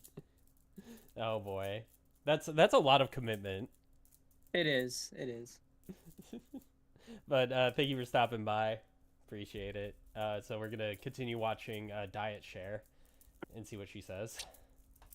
That's a privileged choice, and that's awesome that you're able to make it. Correct, and I've worked very hard for that. Where there are clowns, as you called them, drag queens there. No, I made a comparison that clowns are entertainers and drag queens are entertainers. But they are very much so different. Awesome. A clown depends on the context. Okay, let me finish. Let me just describe, and then we'll go back. We're so far away from the claim. No, we're not. We're talking about an agenda here, and you're talking about it being anti-American, anti-Christian. I'm saying that that's not the truth. No, I'm saying anti-LGBTQ+ policies inherently contradict the fundamental values of Americanism.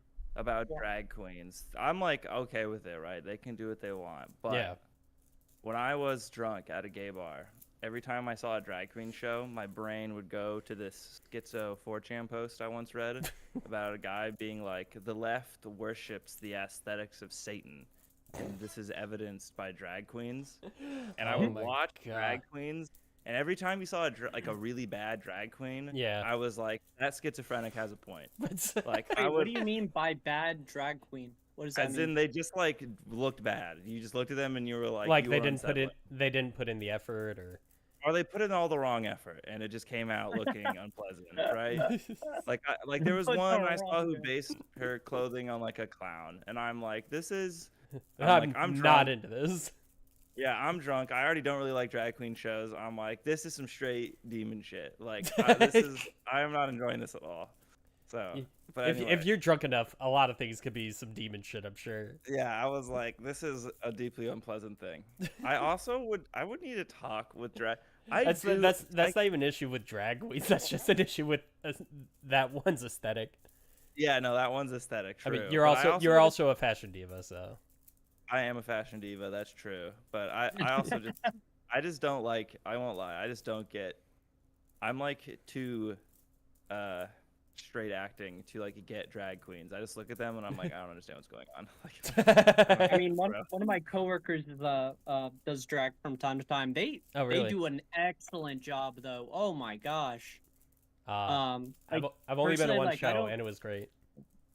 Oh yeah, no, like it looks really fun. I just like, I don't know. I feel like you need to be in the, I don't even know how to explain it. It's just like the vibe that you get from it. Like it's just like different, you know? I mean, it's usually pretty cheerful depending on the place. It can get like a little like raunchy, risque or whatever. But it's fun. Yeah. It's still just a good time. Yeah. The energy is so good, though. Christianity. It doesn't. What is the fundamental value of America? Okay, well, we'll go back to Christianity, but let me finish my point, as you said you would.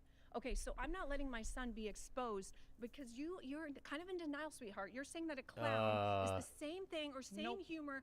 Hold on, let me finish. Let me finish, please, dear. As the same as a drag queen. And she's being condescending. For a fact what comes, if you just Google the word drag queen and children or kindergarten, you see what goes on. Those shows, the girls are in, or the men rather, are in lingerie, in scantily clad, very, very sexually explicit behavior, crazy hair and makeup, and and it happens, as well as the infiltration of the books in our children's school. These trans books are being put into our kids' school. I know for a fact. I feel like the ones that are gross and like there are straight up weird ones. There was like one book where it was like taught, it was like, here's how you masturbate. I'm like, that's weird to have in like a kid's library. That's an odd book. But I guess it depends on like age appropriateness of like if it was in high school, then maybe. If it was in like a health section, if it was in high school, then who cares? I'm just like, but it's just like they can only cite like 3 books that are problematic. So it's like, and they're even in not even problematic, really. Well, yeah, like some of them aren't, but even the instances where they are, like again, there was one, I think it was the same book, where it was like, I put on it was a comic, so it was drawn too, where it was like, when I was 16, I got a girlfriend and I was trans, so I put on a strap on and she sucked my strap on, and they drew that, and I was like, why is this? Like, why is this a thing? Why am I being forced to engage with this? I have a feeling that like didn't. I have a feeling that wasn't actually. That I read it. It was the book. Well, no, I understand the book exists. I have a feeling it wasn't actually put in like children's. Is it like written and presented as a children's book? Yeah, it was like supposed to be like a young adult comic thing. Okay. Look, here's my point. Even if it wasn't like in the library, it was in like one library in the country. My overall point is that like you can only cite 3 examples of like the bad books that for gender related things. Like I know for a fact there's way more than 3. So the concept that this is some kind of like horrifically a crisis, just like there's like a crisis is just obviously wrong. A crisis. Yeah, no. So, did you know there's like a book in every public school library that tells a story of a daughter raping her father? I think is it gonna be the Bible? It's the Bible. Oh my God! Did you know there's a book that says a guy's got a donkey dick? It's the Bible. It's always the Bible, dude. The Bible, or maybe it was the woman has the vagina of a donkey. I don't remember. Somebody's genitals is like a donkey. Give me one sec. All right.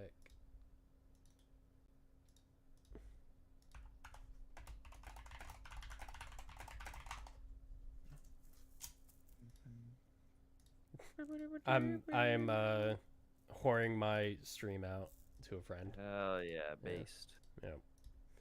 Anyway, wrong screen. No, I'm doing things wrong. It's my natural course. I pulled him. I saw these books in there. You said yourself if you had a child, you would not want him exposed to things that you didn't approve of, or you'd want him to be, quote, educated. Yeah, but what's more dangerous? A book that references LGBT people or a fucking gun? Like... Well, aren't they onto? Or they're not on guns, but sorry. Yeah. No, I fucked myself up there. This lady really can't get to the point though. Like I don't really if her overall point is like is it anti-American to protect my child, you would just say like, yeah, look, books that have teenage girls sucking a strap on, gross. Don't put those in there. True facts. Other LGBT books that just talk about being gay, young and gay, those are chill. Who cares? Are fine, yeah. Like, and then I don't know. I'm just not even gonna give Xander the benefit of the doubt for anti-Christian shit. That's just stupid. I think we'll see if it even gets to that point. Why do we have to educate children to mental health challenges when men decide to castrate themselves and take off their genitals and reattach new genitals, and then they demand equal rights? That's She's spiraling. Okay. She's spiraling. I know. This has been built up in her. She's exploding right now.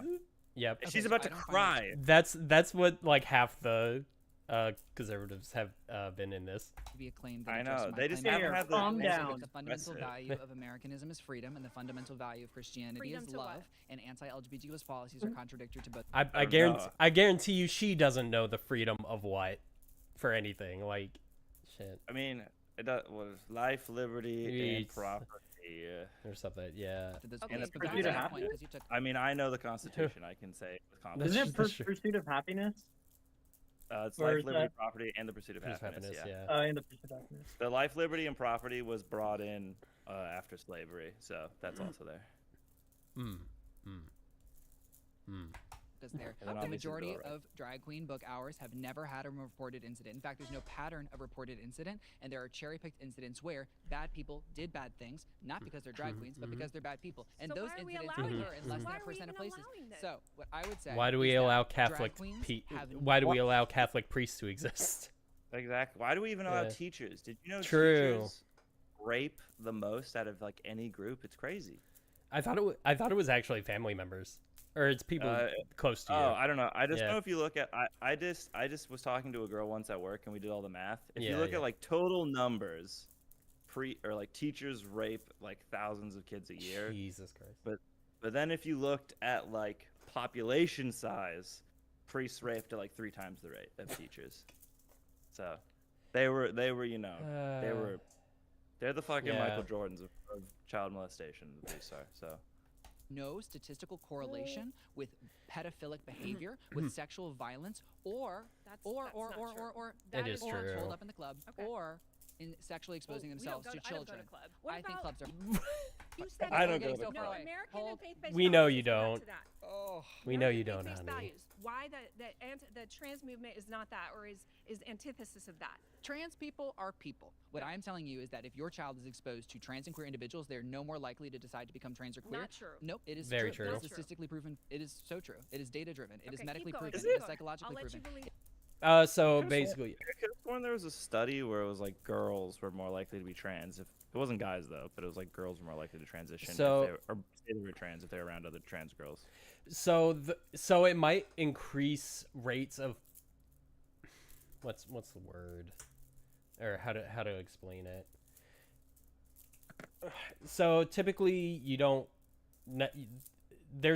For a while you might not realize that you're trans. A lot of times you don't understand why you feel a certain way. A lot of times you don't realize it's because you just haven't realized you're trans yet. So for young kids, it might help them realize what they're feeling more and make them feel more comfortable about expressing that, which you could argue increases the rate. I personally am not 100% sure what happens otherwise. But no, it's not an issue. Basically, is what I'm saying. I felt like that was all vibes, but sure, okay. I don't, maybe it is. No, that was pretty much vibes, yeah. Okay. But that's an educated guess, I should say. But educated vibes. I mean, look, here's the thing. Theoretically, it doesn't matter. If being trans is okay, then I don't care. Yeah, exactly. Right? Yeah. But the question would be like, does it, like whether or not, whatever. You would just say that whether or not she's correct is irrelevant because being trans is fine. So there you go. Let's see. Yeah. It is proven. Go ahead. No, it's proven by hundreds of thousands of people, and I have no idea why you believe when you're not educated on this subject. Not in a you don't know what you're talking about way, but in a you need a medical professional, you need a psychological professional to address this care. No, to address this care. What Jesus Christ, she's such a bitch. Your brain don't work. That is not true. It is true. That is not true. Let me give you an example. I'll give you one. Pause. You've been voted out by anecdote. Thank you. Thank you. She's probably about to give an anecdote. That would be my guess. They both were getting fiery. Oh yeah. I mean, nice to meet you. Oh, nice to meet you. It's the peak It's the peak youth Republican. Oh, dog! Yeah, he just came back from a young Republicans meeting. Yep. I know. He looks like he just came back. Yeah, like the Trump hair. Yep. You should have. Dude, he's got orange skin too. When he first showed up, his skin looked so shiny. And everything. Yeah, it's like he looks so Republican. He like just deleted Grindr off his phone, and he's like, "All right, time to repress this shit." And then re-downloads it after. Yeah, as soon as he's immediately re-downloading it, and he's gonna look for Xander. Like 100%. Oh my god. So, first off, I would like to say that your question, I think, is worded very how do I put it? It's not a question, but I'm saying anti-LGBTQ policies are anti-Christian and anti-American. Which would you like to start with? So, can you define for me what anti-LGBTQ is? Yes, policies that are against the LGBTQ plus community, hence anti. Anti. Okay, so could you tell me what it means by against it? Like, could you give me an example of legislation that is anti-Christian, that is also anti-LGBTQ? Can you give me examples? I would say because I am a Christian and I'm LGBTQ, policies that go against me are anti-Christian, and I would say because they contradict the fundamental values that we were taught as Christians, that they are anti-Christian. So a couple of things. One, we were told to follow the Holy Spirit beyond the text. We were told that throughout life, while God's word is perfect and true, man's interpretation and understanding of it is not. For example, slavery, can we agree that's wrong? Yes. Interracial marriage, can we agree that's beautiful? Yes. Fantastic. Can we agree that we both should be able to eat shellfish and pork? Yes. Fantastic. We continue to evolve our understanding when we have new information and perspectives. Jesus Christ incarnated not to tell us follow the Bible, but to help us understand it better. We once understood eye for an eye. Now we know it's turn cheek for cheek. And we were also told to measure people by their fruits. LGBTQ plus people bring love into the world. They benefit the economy. They bring safety into the world, while anti-LGBTQ plus policies are proven to bring more death, more anxiety, and more depression. I'm not saying I don't understand your fear and concern. I'm saying when I rely on the data, the evidence, and the professionals, these policies kill children. I do not believe so. So, so looking at Christianity, you're the one hey, you know what? He sat there and he listened. He did. He did. And I would still say Xander is 100% wrong about Christianity. So whatever. Chill. Well, that's the thing. Is like Christianity. What you believe in Christianity is up to vibes. Yeah, I just don't. Yeah. I really don't like the idea that it's just this like evolving thing. I think that's very dumb. Yeah. But like I would appreciate it if that felt like it was actually the case. It's better that a millstone is tied around your neck and you drown in the depths of the ocean. Yes, absolutely. Right? Not that they should be, but it's that it's better off that they would be. So what I'm trying to say is that... But you can't say that people are misguiding children by informing them about people that exist when there is no data that information causes young people to become queer and trans. The rise of young people identifying as queer and trans comes from more affirmation and safety. Why do people become gay? Why do people become straight? He should know, dude. He is Grindr. He has Grindr. It's medically proven. And it's not a rhetorical question. He really wants to know. It's like, fuck. My parents can teach me this shit. You cannot, no matter what you do, turn someone gay. You can't do it. How are they gay then? It is a biological characteristic. So it's like something that just it's happens. in their genetics, essentially. Yeah. Okay, so basically. How can you spread the genes of being gay if you're gay? Like, I'm straight because my dad. Maybe not genetics. It's in the biochemical reality of human existence. It's not something that's taught. It's not something that can be changed in an experience, and that has been like it's in your genes. It's genetic in that sense, but it's not like genetic. There's things called recessive traits. I don't think gay is under those. No. So, like, I don't believe there's like a gay gene, right? So no, like I believe, but it is something that's encoded to you as a person, from the beginning. But what the other guy is saying that you can genetically pass it through genetics, which I don't think is the case as far as I know. I don't know if anyone's even testing for that. Well, I'm sure someone's tried. At the very least, that'd be interesting to look up, maybe. Proven through. Yeah, I don't know. So the only thing that we're born with essentially is going to be our genetic code, which our parents pass down from us, and then after that we have a blank slate of mind, and whatever is put into that blank slate of mind will alter our personality and our person. So you're right, there is no gay gene because it's non-existent. It's an inferior genetic. You cannot pass down the genetic.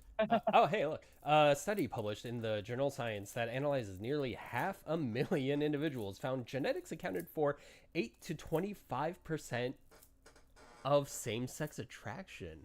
A wide range. That is an insane margin of error, but anyway. Sure, but I'm surprised it's actually a thing. I mean, at least I guess that's. I mean, 500,000. I just know they did I mean, you don't even need to hear about this study. They did a study with like identical twins who were separated at birth, and they found that there was like a positive that like both of them were likely to be gay, basically, if one was gay. That's actually kind of crazy. Yeah, I was telling Coffee earlier. I was like, you know what? If everyone was just everyone was pansexual, things would be easier. Maybe it would be if everyone was just was attracted to everyone. Yeah. No one. All right. Genetics of being gay if you're gay, which is why I believe that people are being groomed to become gay, whether it happens when they're 2 years old, 10 years old, 13 years old, whether it's from the LGBTQ agenda, which I believe you and your allies are pushing, or if it's who are my allies? Who are your allies? Who? I mean, I'm not very familiar with your work, but I understand that you are an LGBTQ activist. So I would say your allies are people who align with your values, at least a 90% So overlap. I am an activist, and I work on political reform in the state of Florida, focused primarily on school boards because they are currently attacking our children, and they hold massive political opportunity to actually revolutionize the state, and I'm LGBTQ+. So how are these school boards attacking children in Florida? You want to go there? I would like to hear your claim on this. Let's do it. Okay, bet. So school boards in the state of Florida and all throughout the country have actually been a listed part of Project 2025, as they stated, because they are politically vulnerable spaces that have low voter turnout, low community awareness, low investment. You know that one conservative guy was giggling because he mentioned 2025. It's like, well, the cards are on the table. Yeah, fucking. It's so stupid. Project 2025. Also, homosexual behavior has been observed in over 1,500 animal species. Also true. And so if the whole entire thing is like it's being pushed on people, it doesn't make any sense, because these types of animals, they do it naturally. And there's no like penguin saying, "Oh yeah, bro, you should let's not get this ding dong out, bro." Penguins also are into necrophilia, so yeah. There's giraffes, dolphins. Well, and just anecdotally, dolphins are fucking crazy. Oh no, anecdotally, what do you got? Anecdotally, as far as pushing the gay agenda, I definitely was not being pushed the gay agenda for quite a while in my life. So, and still somehow. And still somehow. Got me, I guess. I don't know. But no, your parents were a psyop the whole time. Yeah, apparently my very conservative dad and my apolitical mom, and then me, who was like a right-wing libertarian for like most of his life. Yes, they got me. Easy when you take lots of money and invest them into the elections to change the results. So a couple of years ago, we saw a massive sweep from candidates from Moms for Liberty and far-right hate groups. We also saw Ron DeSantis become the very first governor in our state's history to endorse these candidates. These candidates push anti-LGBTQ+ policies, which are anti-Christian and anti-American. They banned. I mean, this is a reasonable question. Yeah. Yes, I do appreciate the like. Let's get to the point. Yeah. Out this state, they told people they could not. I guess to be fair, the guy did literally ask for it, but but Xander is just kind of going. No, I think Xander's like, what the dude? Who's this guy in a 3-piece suit with the weird facial hair? Anyway. That guy. Yeah, what the fuck? But I feel like Xander's thing is he just like blasts you with information. Yeah. And so it's like not. Like his strategy is like stop you from going point by point. I mean, even if I agree with him, like stops you from going point by point and like looking down his argument. I wonder if that's because of the format of it. A lot of times they do have he does have limited time. He's going to be talking to multiple people. So I imagine the format. Well, I'm assuming it's his style, but I'm assuming the format also kind of enforces that. I'm just and I'm just gonna bet if he's just like an activist, he probably doesn't debate. He probably just does like speeches. So he has, like facts locked in. Use restrooms. No. Erotica. Okay, we always should ban pornography in our schools. Pornography in our schools would be evil. As well. Erotica in our erotica is porn. Schools is not acceptable. What we see is age-appropriate leveled reading that discusses topics that some might find uncomfortable in our schools, but that is measured by psychology, which includes being gay, which is I would say you would find being gay uncomfortable, whereas I mean, but I had like fucking sex ed in 5th grade. Like, who cares? Yeah, that's what. Unless you know what, fuck this so guy. dumb. He's against sex ed. I'm yeah. I'm gonna assume that too. Give people the benefit of the doubt and be like, oh, maybe he doesn't want. Maybe he's like chill with sex ed. Nope. I'm sorry. I know that they're not chill with sex ed. He's just stupid, and he's gonna like make more pregnant teens. Yeah. Oh exactly. God. Oh no. He's pro-birth. Oh no, he's a map. Oh God. Oh my God. Being gay is being allegedly, which is a sexual thing. Or allegedly. That is erotica. Because you're talking about sex. Being queer isn't inherently sexual. I'm not having sex with you right now because I'm LGBTQ+. I'm sitting at a table having a conversation with you. Okay, so earlier you tried to claim that gay pride parades were not inherently sexual. Okay, so let's pause. They're not. You've been voted out. They're not. Keyword inherently. I am a big proponent of criticizing the fuck out of kink at Pride. That shit pisses me off immensely. I hate it. I hate kink. What you say, kink? Yeah, it's like people. So you'll have like in the San Francisco Pride Parade, you'll have people with like the leather dog masks on. Yeah, a lot of bondage gear and stuff like that. Get rid of all that shit. I hate all of it. Purely, look, it's not even immoral to do it. I am purely optics PR pilled on this point. Like, if you want to be accepted, like not even by conservatives, by centrist people who like don't care, if they see dudes in leather thongs with dog masks on crawling around, they're not going to support your thing. Okay, it's just not going to happen. That's kind of true. Yeah, that's it's true. making a correlation between the LGBTQ community and then the kink community. The problem is even furries can separate the two. Yeah, no. Hold on. Sorry, I cut you off. What were you saying, Coffee? Oh no, I was just saying that people will draw like a correlation between the LGBTQ community as a whole, and then this small community of kink-friendly people. And that's, I mean, like it's fine to be like kink-friendly, like it's cool, but like when you're displaying it in public, it's a little weird. Not gonna lie. Yeah. The problem is that there is a sizable portion of the LGBT community who like does think kink should be like a part of the culture. Oh, interesting. I didn't know that. Yeah. Like sizable enough to where kink, well, it's sizable enough where kink is still in the fucking parade, right? Yeah. Like, no matter how many, because both can, like everybody across the board, like even in the gay community, you know, like me, are like, get kink out of this shit. It just makes everything like, it's not even a more. Yeah, it just makes, as you said, PR optics. It makes things hard to argue for. Totally unmarketable. Yeah. Get it out. You can have, like, they have the weird Folsom Festival in San Francisco where people can literally have sex in the open on the sidewalk. Jesus Christ. Leave all that for that That's thing. a thing? Okay?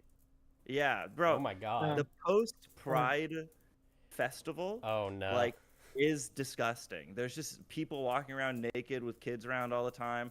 I saw one, like 3, to be fair, this was just because they were all unattractive, so that upset me. It was just like 3 unattractive guys all making out at the same time with their hands down each other's pants, and I'm like, can you all just relax? Do that somewhere else, please? Yeah, literally. Not in the public eye. Yeah, I don't just care like how hot they are. Yeah, true. Yeah. Well, I might care a little bit, but yeah, I know. I'm joking. No, I'm saying it would have been acceptable if they were hot. That's what I'm saying. Yeah. That's crazy work. Yeah, I don't. Like, I wouldn't call myself a prude by any stretch, but like, come on, guys. Yeah, it's about consent from other people. I get. Yeah, exactly. I don't. Yeah. You're infringing on other people's rights. I mean, basically, you could just say, I'm pretty sure there were signs where it was like you would consent. Obviously, it's weirder with kids. I just don't think probably kids should. Yeah. But even then, my point is just like, it's just pure optics. Like anything related to Pride should be PG. Sure. Yeah. If you want other festivals to be weird, have those. It's the dapper motherfucker. Hell yeah, let's do it. I wonder if he'll ever actually go for the chair at risk of ruining his suit. Oh, the sort of people. Hi, nice to meet you. Okay, so I want to talk a little bit more about the anti-Christian thing that you were saying. So I know that you said that this is what you said. Jesus said that basically we follow the Holy Spirit. Does that mean that we can do whatever we want? No, or of course not. what are the rules? Because within Christianity, there are a set of rules. Obviously, we're sinners. We're not going to follow them. The most important one I would say is to love others around you, but there's a lot of other ones that are important as well. such as sinning, like no LGBTQ. That's a rule. Where does it say that in the Bible? It does say that a man cannot be with a man. Did you know that was actually mistranslated and had to do with sexual violence, grooming, and ritualistic relationships? No, in the New Testament it says that a man and a woman shall be together. No, but in the New Testament, it's like which New Testament? I'm on whatever. I'm on Black Lady team. Like if it doesn't matter if it was a mistranslation, that's irrelevant. Yeah. Well, what matters is its impact on society. Yeah. Yeah, but my point would be like Christianity as it currently exists is based on the mistranslation. So who fucking cares? Well, I think that's to try and contend with that. It's like it doesn't. In a lot of versions, it doesn't say that. I guess, sure, whatever. Yeah. I'm sure I can find. I'm just. Whatever. I mean, it's a denial with receipts, right? Yeah, I guess it has one receipt, but you can all whatever. Yeah. Whatever. The very first time a man added. I guess you can just retcon all the homophobia in the Old Testament, because the New Testament, I guess you can just be like, whatever, bro. It just says love each other. Well, which is which is crazy because there's like one quote in the New Testament where Jesus says basically that the God of the Old Testament is the same. He never changed. He is as he was in the Old Testament. I'm like, well, that doesn't make sense. It was in Matthew. I was like, well, that doesn't track. Look, look, if Matthew, where he says that he's not here to abolish the law, but to fulfill it, the old law. Yeah. So, or to say he leads with love, I don't even think is correct. He flips a table and whips people. Like, what? Wait. Oh yeah, that's right. And he says something about something about a sword. Let me look it up. Yeah. This is Coffee's domain. Yeah. Let him cook. I just don't even buy, like, saying Jesus was about love, like, isn't even correct. That's, like, wrong. Yeah. Like, he was about, like, love to the downtrodden, kind of, I guess. Yeah. Unless the downtrodden were, like, a different religion. Then, allegedly, it was also with, certain other religions, but we know how the New Testament can also feel about other religions, I think, so. He's downtrodden, or if you want to be cynical, you can just be like, he took advantage of disenfranchised people to build a cult. All right, I found it. It's Matthew 10:34-36. Do not suppose that I have come to bring peace to the earth. I did not come to bring peace, but a sword. For I have come to turn a man against his father, a daughter against his mother, or against her mother, a daughter-in-law against her mother-in-law. A man's enemies will be the members of his own household. What the fuck? Honestly, it almost sounds like a revolution towards God, which I'm for. Yeah. He wants you to kill your Jewish parents to become a cool Christian. That's what he's saying. Yeah, I don't like that part. I mean, it's not like a great one, because like if you're like bringing context, he's like not really. I think it's like a metaphor, but that's stupid. Why would you? Jesus using talking in metaphors is the dumbest shit ever. Yeah, that would be so funny to be like the part where Jesus says to go to war. That was a metaphor. That was for love. Like, what are you talking about? We're gonna kill him with kindness. Yeah, and strap-ons. All the bad stuff, metaphor. All the bad stuff is metaphor. That's usually how it goes. Yeah, all the good stuff is real. The bad stuff, it's not. Yeah. Slavery, metaphor. The Amalekites metaphorically existed. Oh God.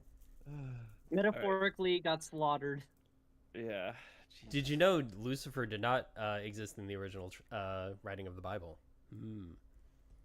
I like the Gnosis version of the Bible, where it's like the old God is evil, and like the real thing we're all supposed to do is like kill ourselves. The Gnostics are cool. Interesting. It's very straightforward and metal. Yeah. I guess. All right. Well, at least you're consistent, you know. At least it's consistent. Yeah. Just kill yourself. Yeah. Yeah. Come on. No, disclaimer: we do not endorse killing yourself. That was never a part of God's word or God's choice. God gives perfect word and truth to man who has imperfect ear and an imperfect understanding. So that was misinterpreted, and so that's how we have things like slavery, which is never in God's vision, is not a part of love, is not a graceful practice. There's lots of things in the Old Testament that don't pertain to today. Yeah, the Old Testament has rules on how to. There's a lot of other things within that same sentence, such as you shall not murder, you shall not commit adultery, man shall not be with man. So you're saying the only part within that sentence that was misinterpreted was man should not be with man. What about murder? Is that okay? No, I'm saying that one mistranslation. Or was that misinterpreted as well? I'm saying that one mistranslation contradicts what Jesus told us is the most important rule. He did not go down that route. Do not follow the Bible like a law. Use it as a love practice. This is just. I just hate. Whatever. I mean, defending Christianity as a queer trans person is stupid. Yeah. Yeah, I agree. Yeah. It's like being a chicken and protecting Kentucky Fried Chicken. Like, what the fuck are you doing? And follow my word. What about word. the 10 Commandments? Those are laws, and the Word of God says that these commandments are. But that's the Old Testament. I thought you said that the New Testament doesn't count. Oh, did you? I think Xander's saying the the New Testament retcons Old Testament, but she's saying like no, Old Testament still matters. I think. Oh, then she has to be chill with slavery then. Nobody's chill with slavery because it's the Bible, so vibes. And she's black. John 16:12 says, I cannot bestow all knowledge upon you now. You will learn more, you will experience more, and you will develop. Women have rights now, and even in the New Testament, they were disrespected, belittled, and they were not given these rights. And so what we're seeing is that we as people are imperfect beings. And the more that we develop our understanding, educate ourselves, meet new people, and follow the most important law, which is to love one another. Other laws? What about we shall not commit murder? Is that okay? Because you're disregarding the other laws. I have a point can I just say something? I think it's great that you're Christian. I don't think that, if you're a sinner, you can't be Christian, because that's not what the Bible says. We're all sinners. The Bible says, come as you are, and you can be a Christian. But I don't believe that you're following Christ. Preach. We're all sinners. As you were. I am following Christ. So let me make the point. The thing is that you're hindering your walk with God. Let me make the point. Your relationship with First of all, my walk with God is between me and God. And second of all, the important point about your sentence. The flags going up. From a Christian perspective, I do want to say that when we speak about LGBTQ, I know that it comes off as hatred, but it comes from a place of caring. So as we can see, love is an action. I actually 100% agree with what she just said, by the way. Yeah, the problem is this is abusive relationship. Wait, what did she say? She just said it, the being anti-gay from a Christian perspective comes from a place of caring, which I'm basically like, I believe that. Yeah, I mean, if it's I believe the case she believes it, at the very least. Yeah. Well, because you literally are like, this person's going to burn in hell for all of eternity. Yeah, yeah. So I would prefer you not do that. So I like... So I get that. I understand it, right? And you have to care for murderers. Yeah. Yeah. And you have to care for murderers. You have to care for pedophiles. You have to care for all those types of people. Then. I think they'd bite that bullet. I believe in them. Yeah. Or maybe they won't. I don't know, man. It just depends on who you ask and what denomination they are, I think. Yeah. And vibes. Just become Protestant. God's already decided your entire fate from birth, and then you can just not care anymore. But they still have free will somehow. Yeah. No, they don't. Protestants don't believe in free will. What? Protestants don't believe in free will. Oh, do they not? Wait, what? I thought Protestants also still believe God gives you free will. They're just weird. Okay, I want to be clear. I watched the movie Hardcore by Paul Schrader, which is about a Protestant father whose daughter joins porn. And he said in the movie, Protestants don't believe in free will, and that because God knows everything. So therefore, he knows exactly how your life is going to go. Therefore, everyone's future is already determined. But it's okay. So most Protestants believe in free will, but the way they define it is way different. That sounds like not believing in free will with extra steps. Basically, yeah. Oh yeah! Wow, dude, what the fuck? There's so many different denominations that view free will in a different way. That's so weird. That makes things so much more difficult. It's my god. All right. All Protestants believe in some form of free will, at least in human decisions outside salvation. Disagreement centers on whether humans can initiate a response to God or whether God's grace must be first. What the fuck? Okay, this is dumb shit. All right, keep going. They had to move the goalposts, basically. Always. Yeah. There's an action word, and the reason that one sentence. Is going give me downhill. 1 second. When we look back from the beginning of time till now, it's going downhill. And what's changing?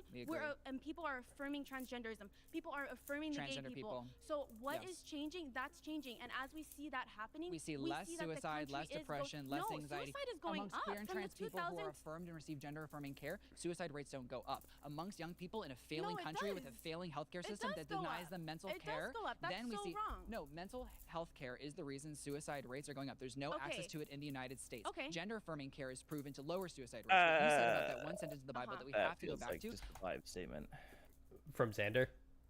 Yeah, I mean, like it's. I don't know. I don't want to be a boomer. I would just be like, it's the internet. I thought, sure. I'd have to look into it. I thought, in general, suicide rates have been going down. I think COVID probably reversed that. COVID did a lot of things. Yeah. COVID did a lot of things. We still feel the effects. Yeah, I don't know. So. I just feel like that's like a vibe. Like, again, I think, whatever. This is just me making a vibe statement to his vibe statement, so. You need to quench somebody. I don't know what that means. Oh, someone give me a quench? It was just a dumb way to get me to... God damn it, coffee. It's just to remind me to, take a drink of water. Hydrate. Drink water, buddy. Hydrate. I need water too. That was a great. Thank you for that. That was great. Yes, thank you, Coffee. Appreciate it. We do this together. We hydrate together. We debate together. We hydrate together. This is how we do our suicide pact by drowning. Oh my gosh. Once again, disclaimer: we do not condone. Dude, we just lost 2 viewers because of that. A lot of times that's a delayed reaction. Go. Oh, I actually have someone asking me if they could join the stream. One sec. As a panelist or a debater? Yeah. Yeah, debate or panel? Debater. We do debate. Don't do extra panelists. Yeah. Yeah, I'd rather not do extra panelists at the moment. Oh yeah. No, because stop being nice. Yeah, well, no, that's what I said. Is like we're not doing extra panelists at the moment. Iris. What's up? You saw me. Oh, hey, Eris, what's up? Eris is the owner of Aurora Debate server. Hello. Oh, hey, Eris. Yep.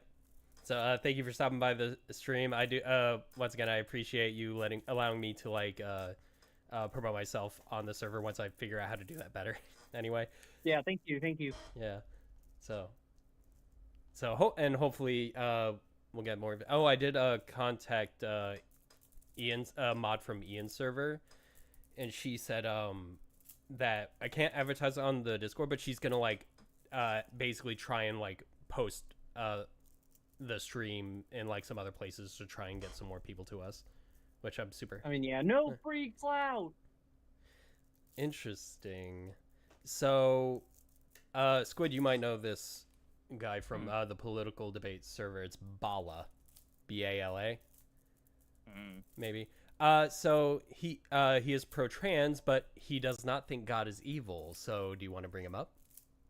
Yeah, I mean that's more. You guys can bring him up. Yeah, that's like mostly going to be Coffee.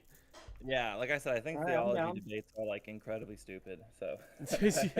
Well, but it can be fun, and we're here to be entertainers as well. Make it happen. All right, Bala. Go to the stream. Join the link. You need to increase the sound. Increase the sound for what? Me? Them?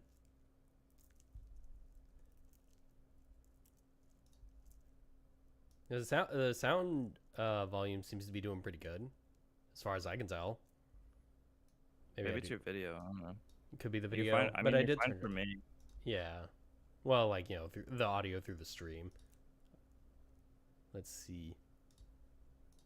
Bala. Well, either way, Bala. You know what? Instead of using the link in the thing, okay, never mind. Your stream's actually super quiet. Oh, son of a bitch! It shouldn't. Sorry, I just muted you in Discord, and then I turned on your stream volume, and I'm like, we are very quiet. Oh, that's unfortunate. That's crazy. Right, give me one quick sec. I gotta get my charger for my phone.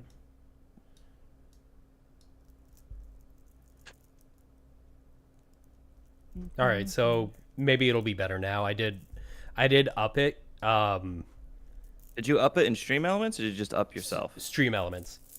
Okay. Yeah. So testing. Do we sound okay? Is the volume good? Yeah, it's better. Okay. I can now hear us. We're good. Excellent. So that could have been a problem. Still ironing out the kinks. But yeah, bring on the God's not evil guy. Thank you, Eris. Appreciate it. Oh yeah. Bala. I'll actually just send Bala a direct invite to the waiting room.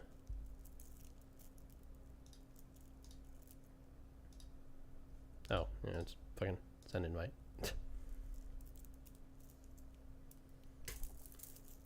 And we'll see if he joins us. This will actually be our first little debate. All right, and drag him in. Boop. Oh, okay, no, I have met him. Yeah. Bala, what's up? Hello, everyone. So, yeah, I hope you guys are having fun. Yeah, no, I'm having a good time. You are gonna be. You do have some background noise. Oh, sorry. Yeah, I was like turn on your voice in the background. Oh, okay. Yeah, just mute us. So make the Discord like take up the screen on the stream. Okay, but I will say this: you guys really need to increase that. What you guys have. Yeah, we increase the volume. I just increased it, and give me a sec. Oh shoot, am I having an issue? So bad. Introduce me with your friends. Yeah, I don't know any of them. Squid. I met Squid in the political debate server. We were just talking about stuff. We were talking with like a conservative guy about a couple things. Hold on, I'll pull up the stuff on the stream. Right now, you're getting the infinite view. We've been in like a general chat before, Bala, but I just didn't have my cam on. So. All right, let's see. Okay, if I turn on my cam on, do you guys have a problem with that? No. I mean, do we even have do we allow people to turn cams on or not? I don't think I think I have it. No, you don't have to turn on your cam. No, I would really like to because I want to get into streaming myself. To be honest, that's what I'm saying. Okay. Don't worry, I'm not naked or anything. I mean, I really hope not. Go ahead and see if you can turn it on. Because we might not have permissions to. Yeah, I know we turned off, or we say we're gonna turn off permission for people who are just joining. Because we don't want them to like have. Yeah, wait. Then let me fix my camera first because it is a camera. So yeah. All right.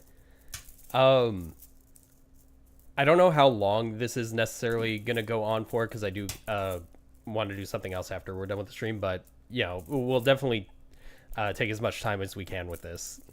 Yeah, I guess just like I don't know. Why do you think? I don't even. Whatever. You ask him the questions about it. I don't even care about. I mean, it should about be like again being evil. Like this isn't. I'm like he flooded the world. It's like it should be obvious. Yeah. I'm done. Reason. Stop spamming caps. Trish, no. What's up, Trish?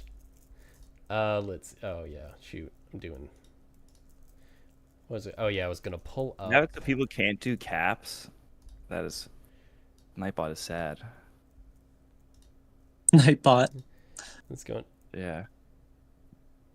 I'm sorry, Trish. I know this is a different vibe from my stream where you can just spam caps all you want. Yeah, no. I'm gonna have to figure that out. I don't think I ever set up Nightbot to do that, so I don't know why it's doing it. Yeah, you can just change it in its settings. Yeah. Sorry, Trish. I'm letting you know that the stream is scuffed right now. Oh yeah, no. What you should do is later you should make a second screen that just has it where you click it and it just has Discord. Oh open. Yeah, I see it. Yeah, that's kind of what I was doing. Give me a sec. Boop. There you go. Though it's less scuff, still scuff, but it's less scuff. It's still scuff, but I'm gonna. Help you make a new thing after the stream, so that way you can click a button and it'll just open up to like a full screen. Like those. Oh well, actually, hold on. Oh, but that's fine now. Leave it. Actually, no wait. Boop boop boop. And please close the game tab to X. Oh yeah, I hate that. Boop. It's driving me crazy. But Bala, so. Are you still setting up your camera?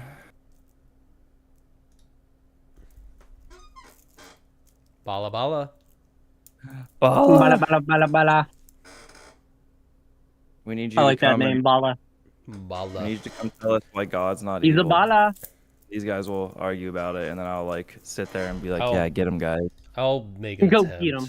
I will just make an attempt and be.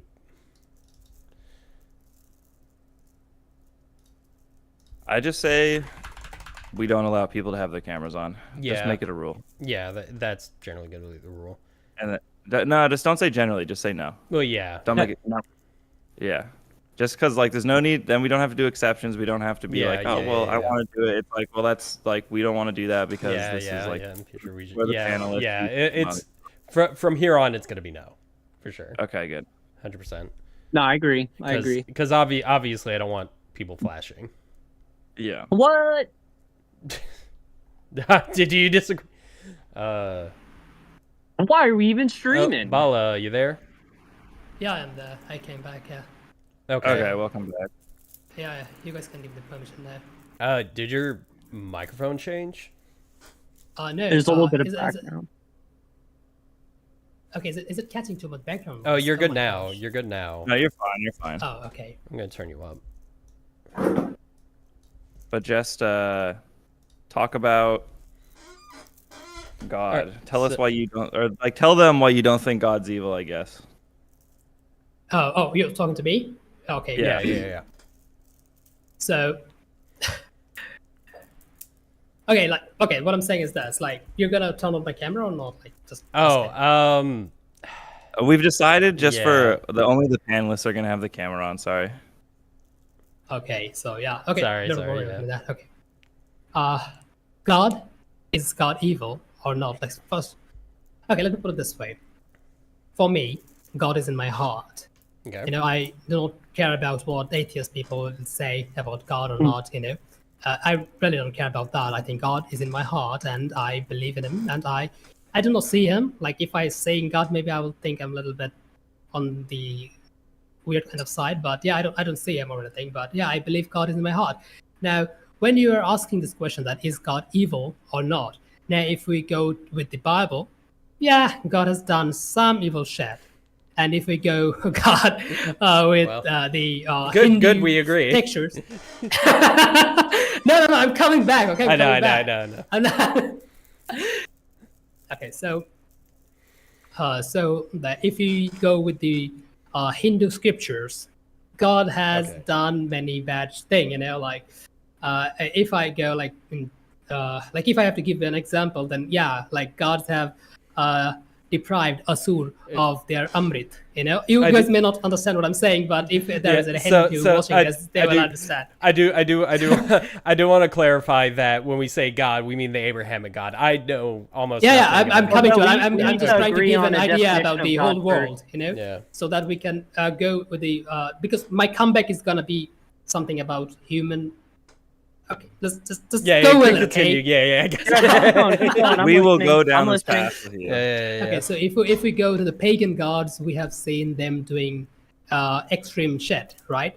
So, in a logical way, I believe the creation of God is based on our morality, because yeah, we basically created God. If I go with you, because for me, God is real, and I believe God is the ultimate force and all. Okay. But if I'm like talking to people, you know, who do not believe in God, then I'm gonna accept the fact that yes, we have created God, and we have seen civilization who didn't have God, you know, so who didn't pray or anything. So I think that back in the day, those scriptures, it was written, and the Old Testament was written. In that moment, human mind was a bit violent, I would say. You know, our morals was quite a bit violent. You know, that's why we see this similar pattern in the whole fucking world, that God is doing violent shit to, you know, punishing people or to put people in the place. But then we see a different moral shifting. Now, paganism doesn't exist anymore, right? But we see Hinduism does. Hold on. Hinduism is pagan belief. Yeah, it is. Yeah, technically it is. Yeah, it has the same root and shit. Yeah, I get it. But that's why I'm saying that it doesn't exist in Europe, but there is a like thing in India. But if you see that even though there's heinous things done by Hindu gods, we have created those things. Like, we have started believe a little bit differently what our ancestors used to do. So yeah, if we go back in that time, yes, God was quite evil because that's what our morality suggested. But now I think God is much more seeing as good, because that's our morality process God to be good. So modern day, no, God is not evil. Modern day God is very good and very sane. So what belief do you follow? Do you follow any particular denomination or? Christianity, I guess, because I believe in Christ. Okay. So what do you even believe? I'm like confused. I was gonna ignore, but now you need a definition. Yeah, I'm like, I don't know what of God before we can proceed. Yeah. I don't. Yeah, because it doesn't even sound like you believe God's real. That was my. No, I believe God's real because God has helped me from. What is his properties? Many different places. Yeah, go ahead. Yeah. What are your God's different properties? He is how to put it. In your heart. He yeah. Yeah, I think that's true. He existed before the time. He's before all time? Good and almighty. Yes, he existed before the time. He's all good and almighty. And what does almighty he's always mean? there for me and for all human. Yeah. Is that omnipotent? Almighty, omnipotent? Yeah, like all powerful or maximally powerful. Yeah. Okay. And he has plans. Yeah, that's basically God for me. Scheming. I just don't get what you mean. So he's a consistent entity, right? He's the same thing throughout time. Yes? This is the thing. Let me put it this way. The idea of religion that we are seeing right now, it is shifted by human morals. Because this is the thing. Like, you need to understand, my heart... Okay, I think I'm not the best person, you can grill on your stream, but it would be much better to have a hard volunteered. We did. Yeah, I understand, but no. I understand. Like, if I was like super like right wing, who has like, God is the all truth. You guys are dumb and shit. If I come and say those kind of things, it would be much better for your stream. But it's okay. Squid and I already dealt with that recently. Yeah. Okay, so let me put it this way. Yes, like. For me, I felt God as a real thing, as emotion. Now you can call me crazy for that, doesn't matter. But I feel it. But in the same time, I have a logical, rational mind who can also see that throughout the history, we have changed the view of God as well. So if you're asking me in a logical way, I don't think there is God. But in my heart, yes, I feel him because I did feel him. When I was suicidal, I don't know, can I say this thing in the stream? Until we go into unalive. Yeah. Okay, unalive. It's fine on YouTube and Twitch. Having thoughts about unalive and stuff, when I was thinking about unaliving myself, there was Jesus for me. Now, you can't call me crazy for that, but I felt him. When I went through those personal moments, I felt God. Let me give you a personal story. I was in... Yeah, go ahead. I just don't think this addresses the question of like. I'm so curious. Yeah, like so, you can say he helped. Okay. That's cool, but he still like flooded the earth, right? Like. But you also said he's all-knowing. No. I'm saying modern day God is good. I think. Okay, do you know what? For your argument purpose, I would say modern day God is good. Back in the day, he did some mistake, and we have learned from our mistake. And God is good now. Wait, how do we know whether or not the past is the true God or whether or not now is the true God? How do we tell the difference? How do we tell the difference? Yeah, how do we know that the old God, how we viewed God as evil back then, how do we know that's not true? And how do we know that it is... How do we know the difference between whether or not he was good or bad back then? Like, I just don't understand how we can kind of like break it down. Why do we get to judge God? Yeah, I don't know how we can determine whether or not we're okay. First of all, reality of God is good or bad. Morality is we have humans created morality. Like there is no such thing as morality in outside our human mind. So I will say this: God, when it was back in the day, in that time, in human mind, God was good, and at the same time, now in this modern morality, God is still good. So because of the policies that Jesus bring to us, we don't still follow the old policies. I would say that. So, but then how does that account for conflicting religions? Like I don't even like. How does that work? What? Can you? I like with the Crusades. Were those? Yeah. Good. Okay, I'm gonna go. Well, I would. Crusades are a little bit different. It's a little bit more. I don't know. Hold on, we don't want to like dogpile or anything. So. Yeah. Yeah. I want to. Yeah. I don't want to go into the Crusades thing. Yeah. Okay. Let's let Coffee lead. Let's let it's his thing. Well, it's.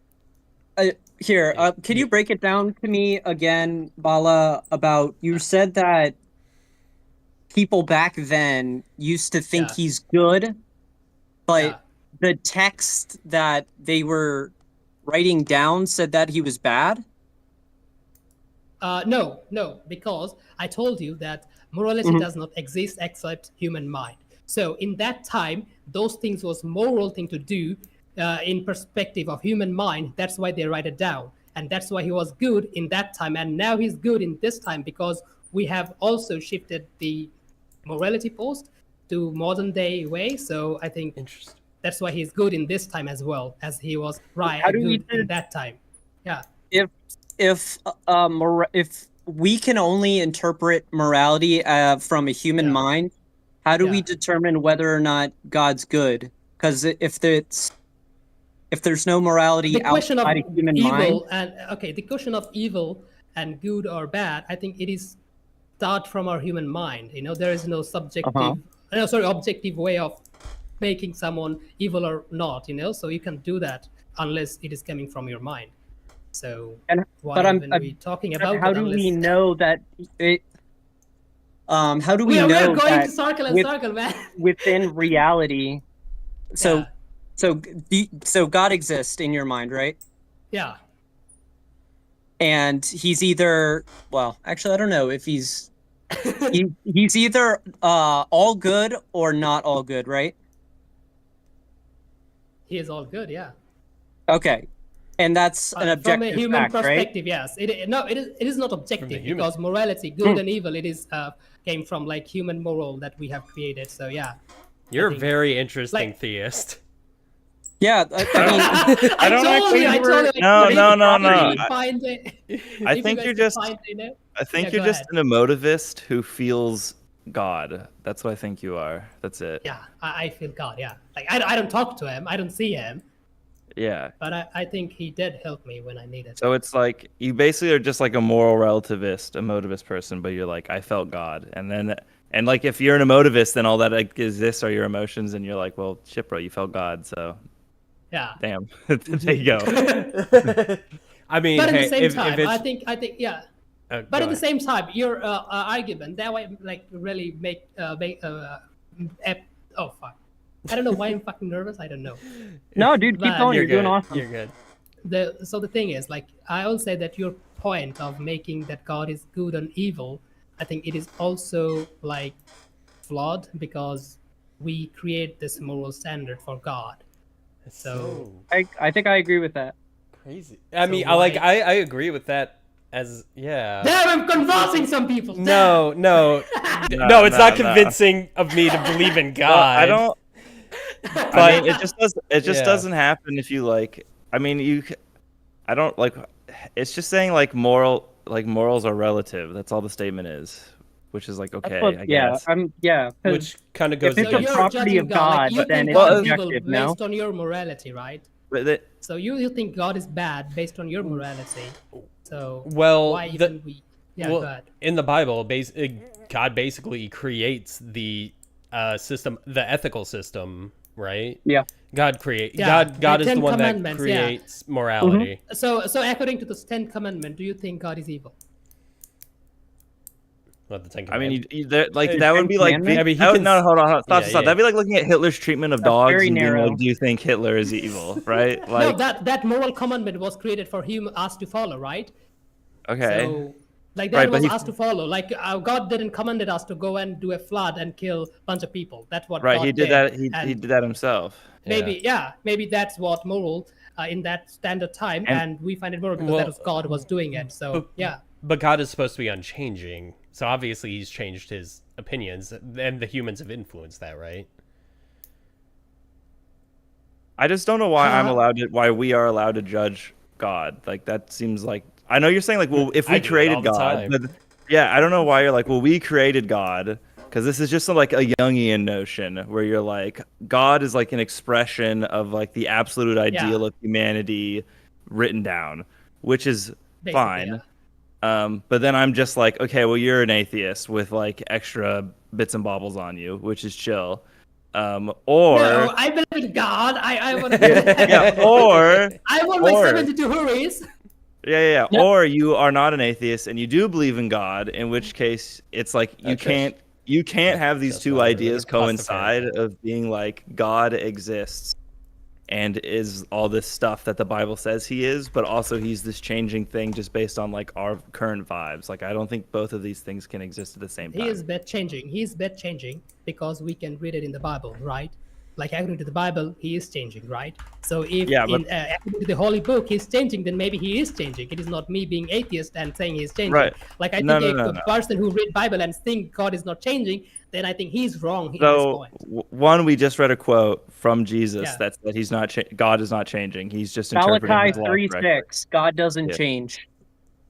Yeah. So, and secondly, let's say he is changing. We grant you this. He's changing because Jesus is the prophet and the Son of God. I assume you are neither of those things, and that no other person in existence was either of those things. So to say like you or anyone else has the power to reinterpret or change God outside of a prophet, I would assume would be heretical. Okay. So, how to put it? But okay. Damn, I should have, practiced before I came here. Yeah, well, I mean that's why you do it. That's we're asking. Yeah, that's what this is. I'm not trying to be like just be atheist. Okay. Well, I mean maybe Squid, Squid. It's like just be. Let me put it this way. Jesus did say, like, I cannot give you the part where he said it, but he did say that I'm here to to lower the oh my gosh, I should have been prepared, but yeah, Jesus did say that he's here to lower the burden on people about religion. I believe. Oh my gosh, I need to really find that shit. I mean, maybe just say he has. I'll grant. Sure, let's just say he has, and then we'll go down your train of thought.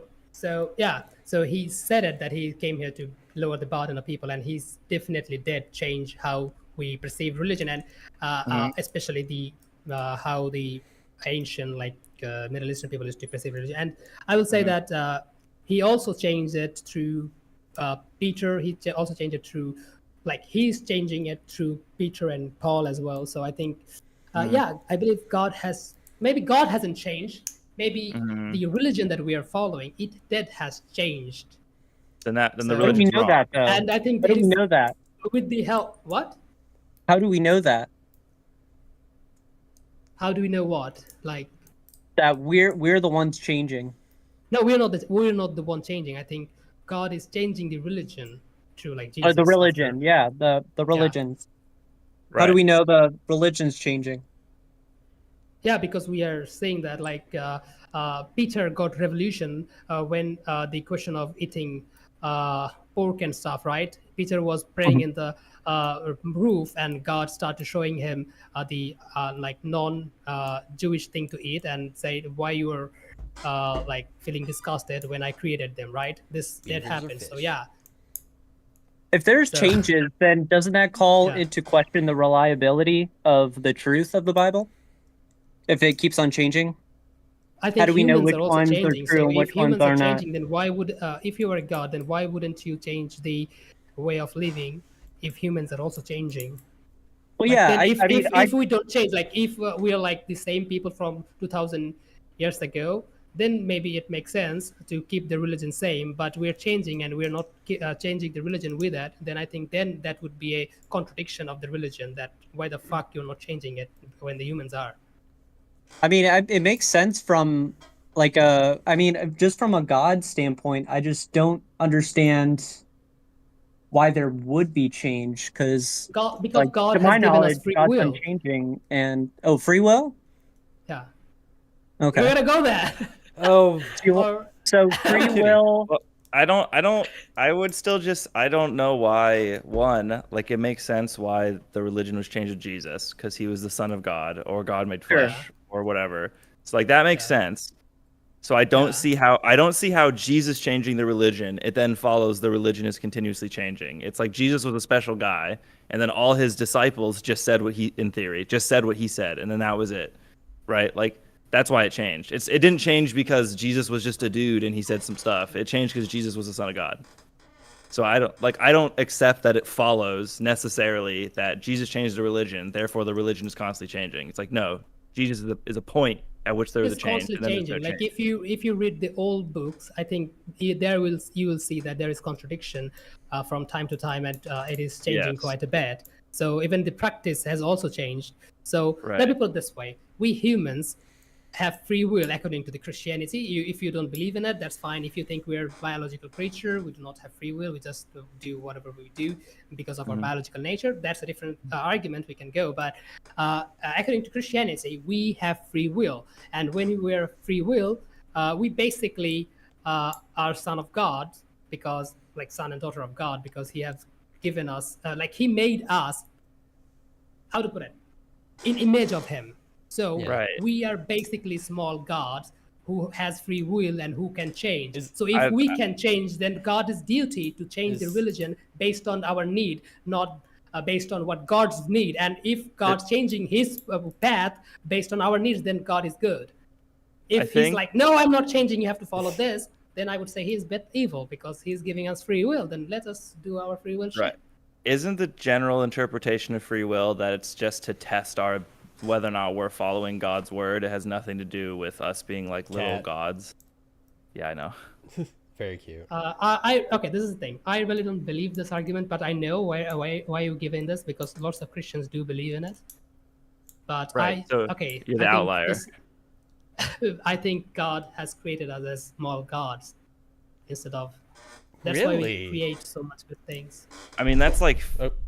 I think that's blasphemous. But yeah, it is kind of. But I'm not saying it in a literal way that I'm God, but I'm saying it like free will. Of course. As a God has, I have the power of creation as well, like what we humans are doing. So humans would also be like as of divine beings.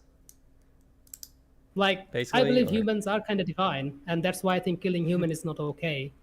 Okay, and we're brothers and we're divine. Huh. Yeah. I don't think we have gone to the Bible instead of God is evil. Yeah.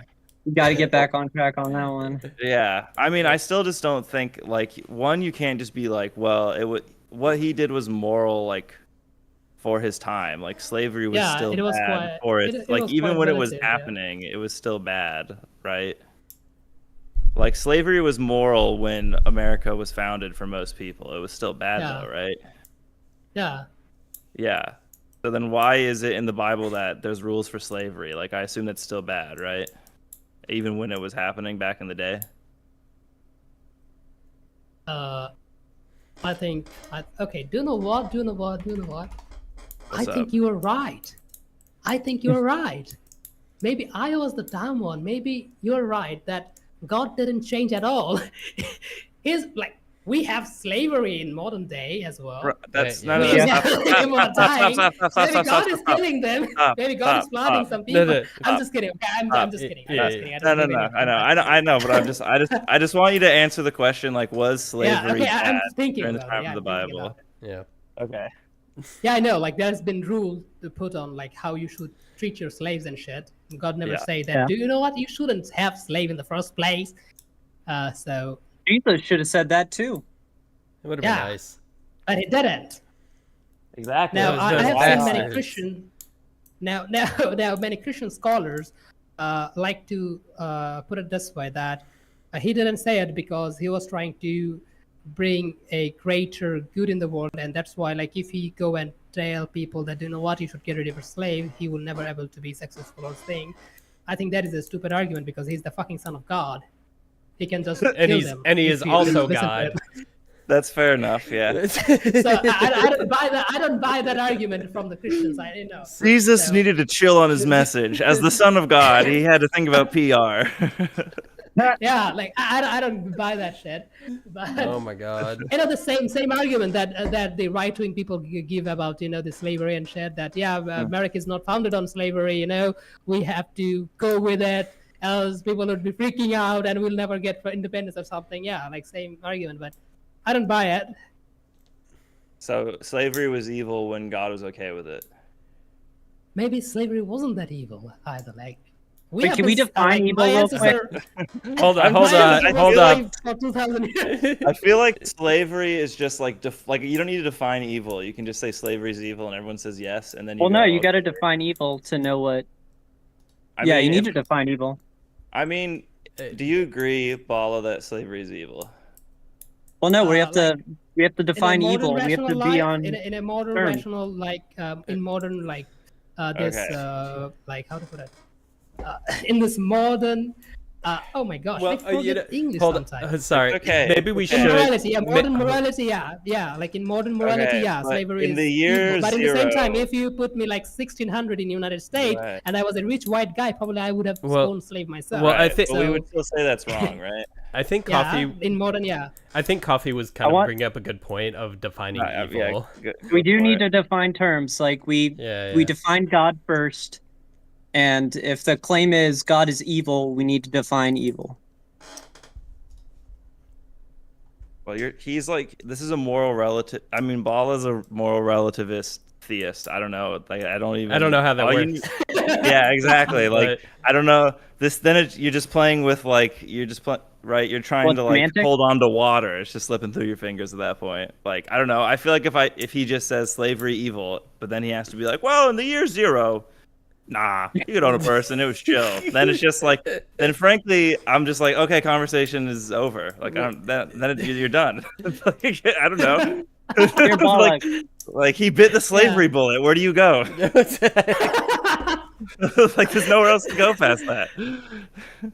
No, you cannot deny that. Like, if you was like a rich white dude in in 1600 in the United States, you probably would have also went slave. So yeah, I mean, there is that chance. Yeah, but I would still say then at that time I would have been acting like relatively bad. Because even like the founding fathers, there were like a handful of founding fathers that were a part of like abolitionist groups. And like even founding fathers who owned slaves, like Thomas Jefferson, were like writing about how it was bad and we should really get rid of this at some point. So it was just like Thomas Jefferson was just a hypocrite. He was like, slavery's bad, but I really want to be rich, so I'm like keeping self-aware non-vegans. Like, it's probably ethical to not slaughter animals. That's me. But I just don't think about it because it makes me feel bad. Now. Yeah. So I don't know. I just feel like have you just bit the slavery bullet basically? Like in year 0, we could own slaves and it'd be fine. Technically, we was fine about it. If we wasn't fine about it, wouldn't do it, would we? So for me, the conversation is done. I'm just gonna be honest. I don't know what to tell. I don't know what to tell you. If you're like, yeah, it was okay to own slaves back then, so God was still good, even when he gave us rules to own slaves. I'm like, okay, I don't need to define evil. Slavery is just evil. So. Like, you know what I mean? Like, yeah, based in your morality, yeah, it is evil. Yes. But there are many slaves in Africa right now, and those people don't think it is evil, so. And they're wrong. Well. Why am I defending slavery? I don't know. Yeah, exactly. I don't know why.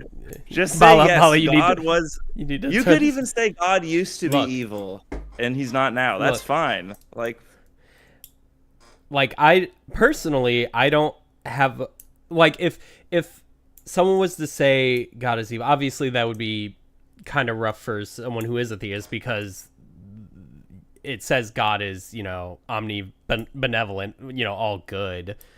So, but I would I guess for your argument, I would much more believe in a God that at least used to be evil or is even still currently evil, shit like that.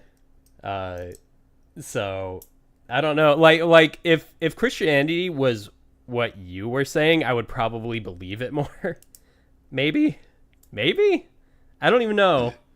I guess I'm just kind of confused. It sounds better than what we currently have. What it is. Yeah. So, Bala, what are you going to name your denomination? Yeah, it doesn't mean it's true, but what would you name your denomination? Balaism.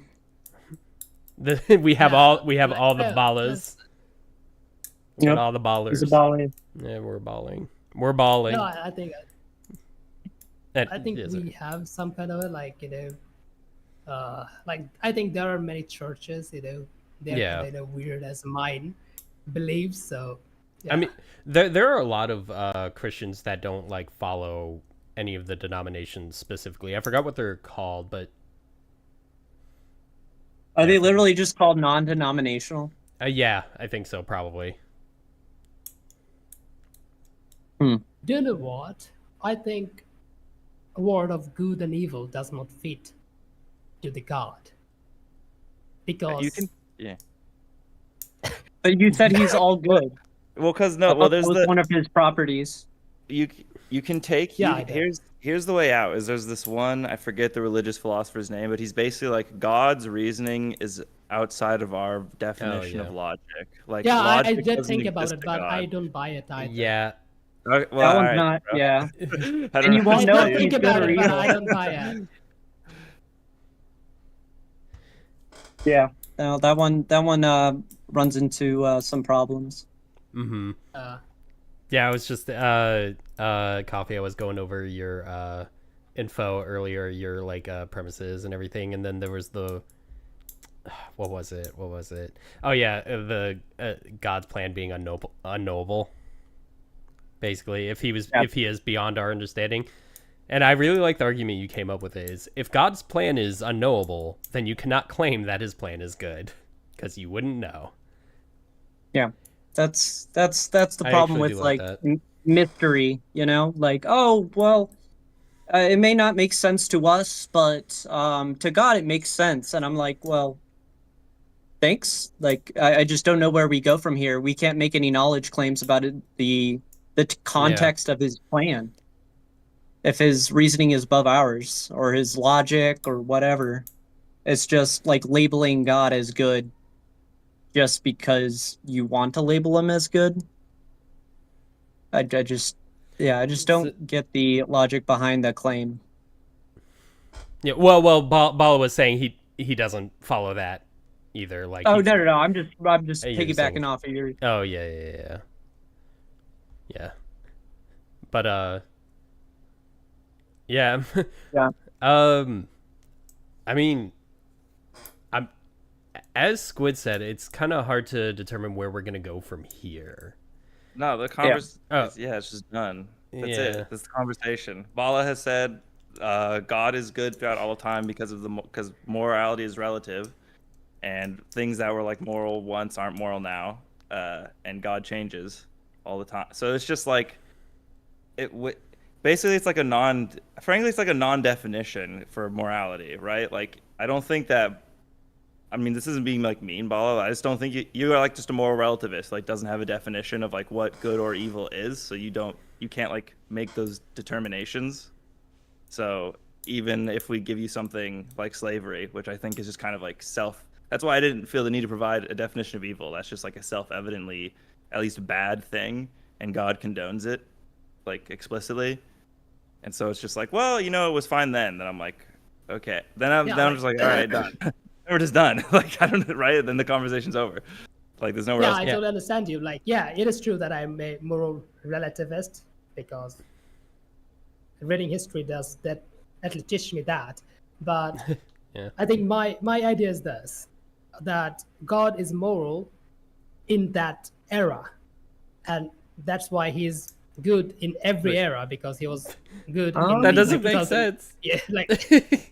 Like even, well, then how do you define eras, good? Just like, what God says is good, or whatever God commands is good? No, he's good in that morality of that era. So he's good. Well, that's what I'm saying. Is if he commands something, then it's good. Yeah. Now, if you're comparing it in a different morality, in a different era's morality, then maybe it not be good. That means God is changing. He comes down right now. We have seen that God is changing. God's plans are changing, So if God were to come down right now and say, I know where to find that God's plans is changing. Hold on. Let's say God comes down right now and says, hey, guys, it's cool to own slaves. It's chill. Does that mean owning slaves is good? In God's mind, yes, but not in my mind. Like, yeah. Well, we're talking about reality. So it. I don't like. I don't. This is God not commanding it because it's good, or because he thinks it's good. What? Can you explain it again? So I'm just trying to figure out whether or not what God commands right now is good or not. So if he came down right now and said, "Hey guys, it's cool to own slaves right now," does that mean it's now good to own slaves? This is the thing. If he says that, then I have to do slavery again, like we did like 2,000 years over. So no, I'm gonna fight against God. Maybe it is in his mind, it is good, but you know what? I'm gonna fight against that. But he's not gonna do it. So like, I don't think God is coming to Earth anytime soon. Okay, but that doesn't matter if he's not gonna do it. If he did do it, would slavery be okay? No, in my mind, no, absolutely not. Okay. Maybe in God's well, mind, we're talking about God's mind. We're talking about God's mind right now. Yeah. Yeah. In God's mind, he said... Bala, I don't think any of us think you would actually want to own slaves. Yeah, no, I'm not accusing you of anything. We're talking about God. Is God evil or is God all good? Would that make him still all good if he commanded slavery right now? If he came down here right now? No, modern day moral, say no. Okay. So, okay. All right. So would you just say that God might not be all good? Not that he's evil, but would you say God he's not all good? God came to this modern era and say that. You know well, what? in this, look, he's not doing that, right? Well, the glaringly obvious problem with this, like, people just determine, like, God and people's morality are in conjunction is that, like, people don't all agree, right? Like, let's say there's just like a 50-50 split between like LGBT rights, like pro and anti, to say like that you would have to be like God both hates and loves the gays at the same time. Like, you basically have to ascribe to God like an infinitesimal number of contradictory positions because you're treating like societal morality as if it's this like whole thing that just existed throughout time, as opposed to being this like incredibly complicated, always in flux thing where people never agree. Wait, okay. Also, when we come to like new conclusions on morals, this is based on new information we receive.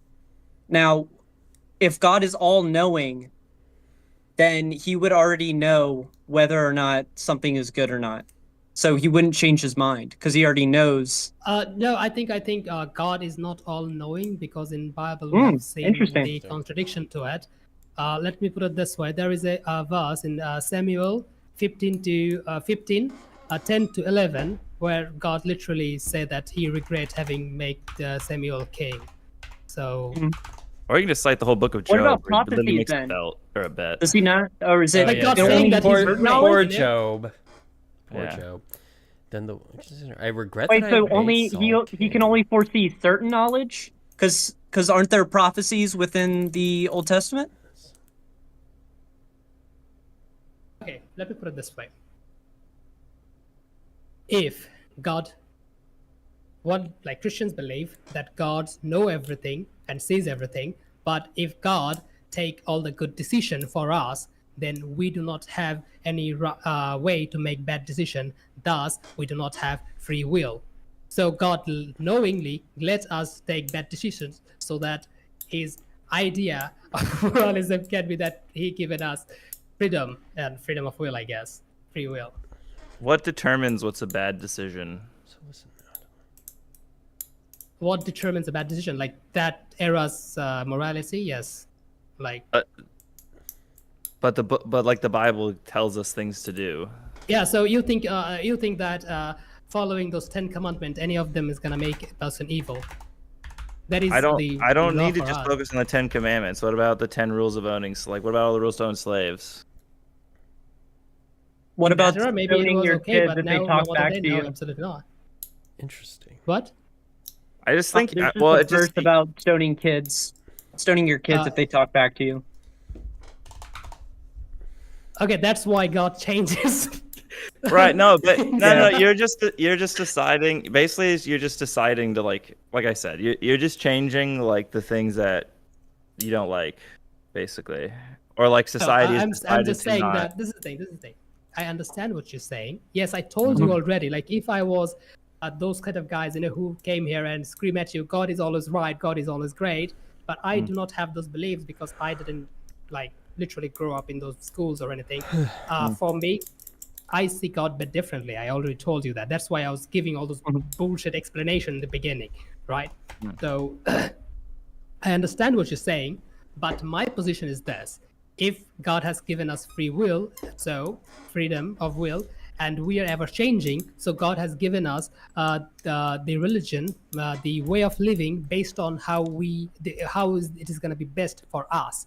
So maybe in God's mind, it was best for people in that time. And how do I know that those religion is good? Because we have seen so civilization without any religion, literally no religion, they're not worshiping or anything, but we have seen over the time those civilization got destroyed or killed by those other civilization who believed in God. Thus it shows that in social Darwinism theory, that a religious society is much more superior compared to those civilizations who do not have a God or the idea of religion. I mean, the happiest society in the world is like Sweden, and that's like the most secular. Oh my gosh, I'm not making that point. Did you hear what my point? Oh, sorry. I don't know. Well, if you're trying to convince me that secularism leads to collapse, that seems like almost the opposite. No, I'm not making that right now. But in like social Darwinism, we have seen that those civilizations who do not have any religion, they got. Couldn't God have created humans where they didn't even need religion? Excuse me? Could God have created a world where religion wasn't a thing? That God create a world where religion is not a thing? Yeah, where we don't have like a concept of religion. Like God has made civilization who didn't have religion, that's for sure. At least science what says us, modern archaeology what says us, but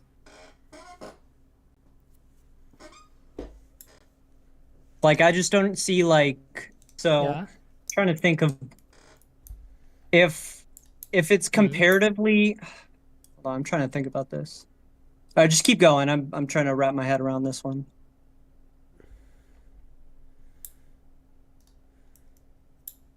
I would just say I don't know, I just think the I'm the weirdest person to talk with about no, I mean, it's fine. I'm just not gonna lie, I just don't like unironically, I just don't see a reason to like talk about like good and evil, like a moral, a theistic moral relativist who also like who's like God is ever changing, but the 10 Commandments are good, but the other rules are bad. The ones about slavery are bad.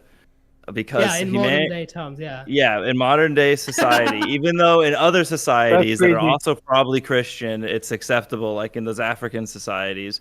Or the other problem that arises from that viewpoint is that it dogmatically views societal positions as like universal, which they're not. Like society's always arguing with itself, right? And like the most obvious one would just be like trans stuff. Like I would assume you wouldn't say God both loves and hates trans people at the same time, because that would just be stupid. God loves them. God loves them for sure. Right, but society is not currently. That's why God created them in that way, yeah. But so even when trans people were God made their life shittier. I get it. Like God made their life objectively shittier than straight people, but God shouldn't have done it, but He did it. But yeah, God loved them. So God did a bad thing. Yeah, it shouldn't have, but I don't know. Maybe God is testing them. I don't know. Maybe God is testing them. God is testing them. Come on, God's testing all those people in slavery. Okay. It sounds to me like you do agree God can do bad stuff, in my moral belief, maybe I would say something is bad. Then I just don't even know why you believe in God at that point. If you're like, the guy who made the universe, he kind of sucks. Like I just don't know why. That is the reason I was trying to give you this. That's why I was trying to give you this, perspective what I had. Like this, that was sounded pretty bullshit, but I said like I feel God. That's the reason. Yeah, I mean, I can't confirm nor deny your feelings. So what you feel is what you feel, for sure. Yeah, what you feel is what you feel, 100%. You're probably not going to convince. Well, you're not going to convince any of us to feel the same way, or get those feelings. But can I ask you this question though? Can I ask you guys this question? So, do you think religion is bad for a society in general? And how's that? Dogma. I can give you a few reasons. Basically, one, I think that there's a problem that it has a proclivity to like fill in like unknowns with religion, and then when it fills in those unknowns with religion for too long, you can't like understand those unknowns, which is why like a lot of religion was like anti-science, because it had been like God has done all this stuff and like holds the universe together. But then but then when it turns out that it's not God holding the universe together and it's all these other things, this like undermines religion. I don't think religion as a moral system is like rationally structured in like any meaningful way. It's more or less just like vibe based generally. I think you can make the argument that like some of the rules like made sense maybe back in the day, but even then there's somewhere just like you can't eat pig, like that just doesn't make sense. Like it's just an irrational rule. I would say I would say maybe in the past religion was a way to set laws and everything, and obviously we still probably share some of that. I mean, I'm assuming throughout society, even before there were big societies, we didn't think killing was okay or murder. But like, I think as time has gone on, we can do without it more and more as time goes on. It's like, yes, we have some of the structure still left from it, and that can be good. There was obviously also bad things for society in that structure. But over time, we're just moving further and further away from that, which obviously some people will say is bad. A lot of people also say it's good. As Squid said, for example, Sweden's like the happiest country in the world, quote unquote, the happiest country in the world, and at the same time they have very high self-harm rate as well.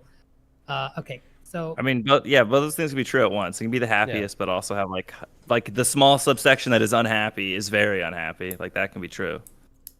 Yeah. So, do you believe this idea that modern day, at least the Western morality, is kind of based on the biblical morality?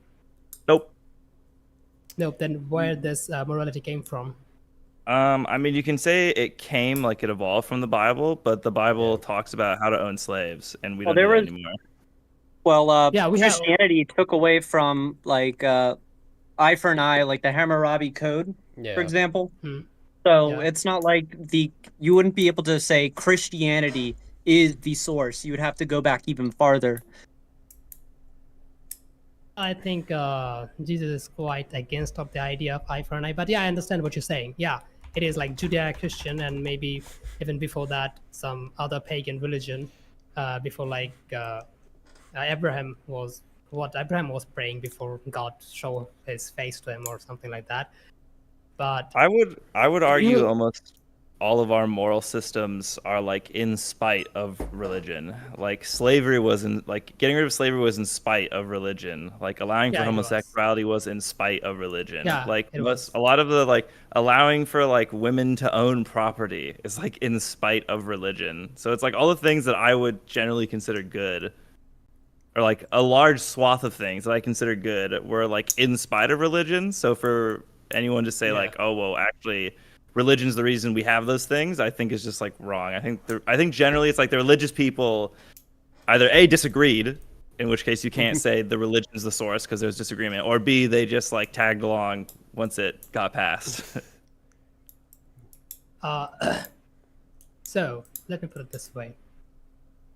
Back in the day in India, we used to, like when people used to birth girls, we used to throw them in the river. So it was quite normal thing, and we find it quite moral thing to do.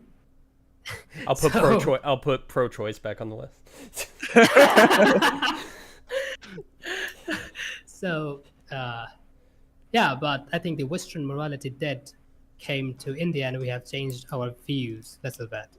And in the same way, I will say that about marriage, my own grandfather has 2 wives, because in Hindu law there is no code, but this idea of it came from the British, who also have it through a little bit of Christian beliefs, I guess. But so and in the same time, in the like Middle East, it is okay to marry multiple women. So I think the Western most of the views, like I think you have said, like many like more progressive like beliefs that we have like passed, like moral things that we have passed, they have came recently, I understand, but the basis is kinda on that Judeo-Christian value. I mean, I would say even like the entirety of capitalism is like anti-Christian. Like Jesus is pretty clear. That's for sure. He was a socialist, yeah. Yeah, like so to say that like any of like the good things that came out of the modern world, say that that's like from the Christianity. Like let me put it this way. Sure, it arose out of a negative response to religion. Yeah, it arose out of people being like no to religion. There you go. Like what? It didn't arise out of like religious views. It arises out of people rejecting religious views. Okay, is my internet cut off or?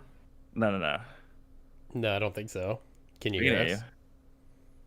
Okay. Oh, my internet maybe. No. I don't know. Like Matt, your video also stopped suddenly. Yeah. Okay. Ball is dying. Maybe God is trying to save me from this conversation. You know, God is trying to save my ass. That's why to save us. God, you know, he's trying to save me from getting destroyed. So. Well, we appreciate you being like a really good sport about it. Yeah. Okay, let me put it this way. So in the Middle East, they have a different sets of morals about the world, and wouldn't you say that it is because it is how their religion has shaped it? No, I mean maybe like yes. Okay, yes. Let me put it that way. But it's the point would be like you're trying to say like, oh well, then the Christian religion is better, and I'm just like rejecting. That's what I think. Yes. Yeah, I'm just like but maybe if I measure up the two religions, Christianity is better. But then to say like Christianity is the reason the West is like is awesome is like wrong because Confucius. No, I will not say that. No, I will not say that. Because you can look at like non-Christian. Sorry, say again. I said like Europe was doing pretty good even before the Christianity arrived. So yeah. Yeah, or like the Roman Empire got like huge before it collapsed, and then it wasn't like it was Christian by the end, but it wasn't Christian at like its biggest point. Or no, you can look at like the Crusade was pretty good for saving your ass. I don't know. I don't know anything about the Crusades. Like let's put it this way: we didn't have a organized religion in India. Like we have Hinduism as a majority, but we didn't have an organized one like the Catholics had. I think that's one of the biggest reasons why Muslims has literally ruled on us for 600 years. I believe that we had the similar type of, like if we had the same kind of like organized Hinduism, it probably wouldn't happen. I would say that we're entering a side conversation that I have no idea anything about. Yeah. I would say the existence of Protestants just kind of means that the Catholics did not, in fact, have an organized situation going. No. I think Protestant like literally came as big of a power after the Byzantine Empire fall. Yeah. It was like after the fall of the Constantinople.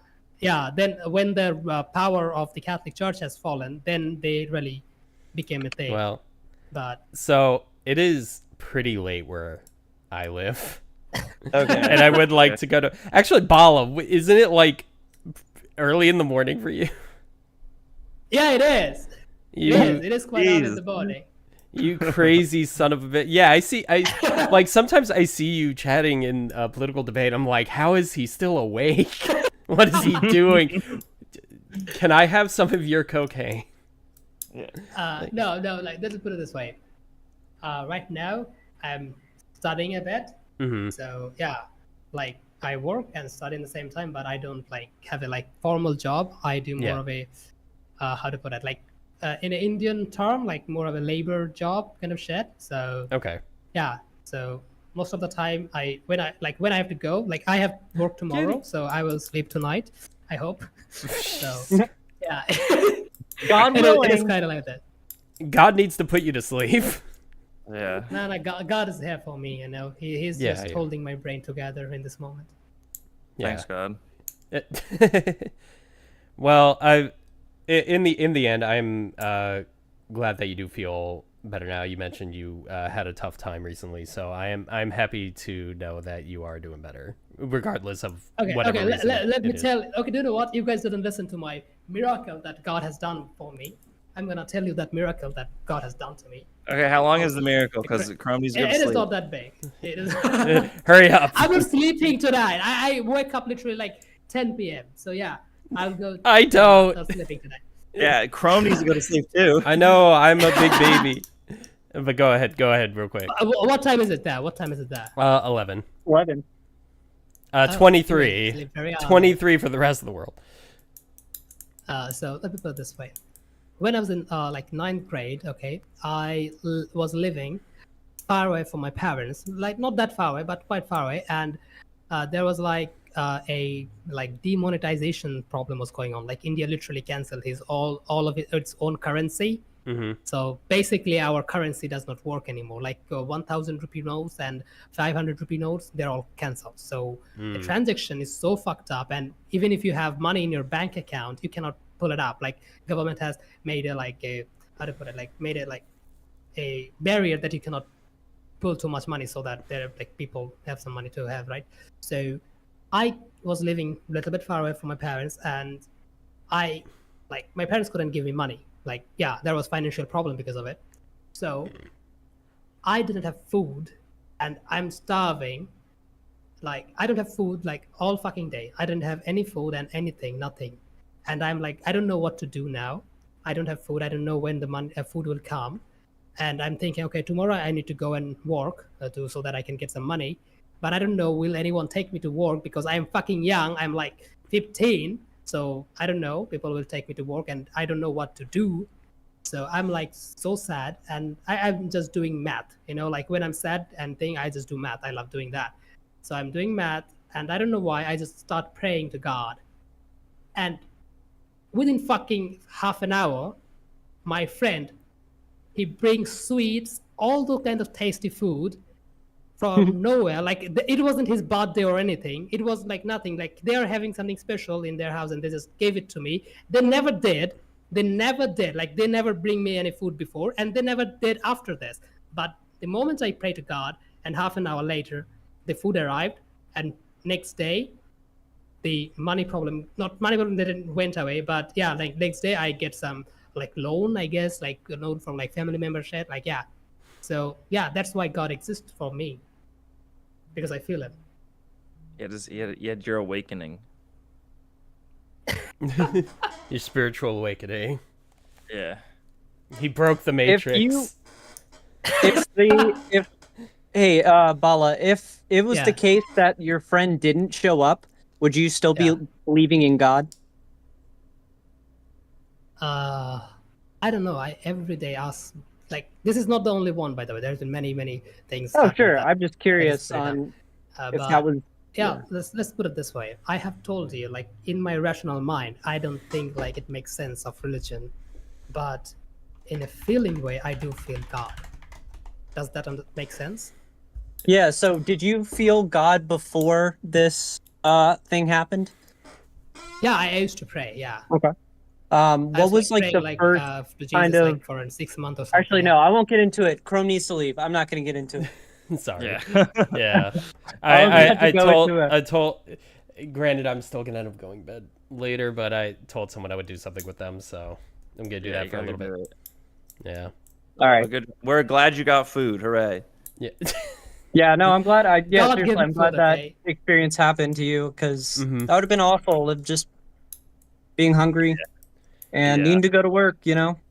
This is the thing, being hungry is not the problem. The problem is like that I do not have food. That fear really got me there, because I have been like, I have not eaten like 24-hour like fasting, or maybe just doing like try to get rid of some weight or something.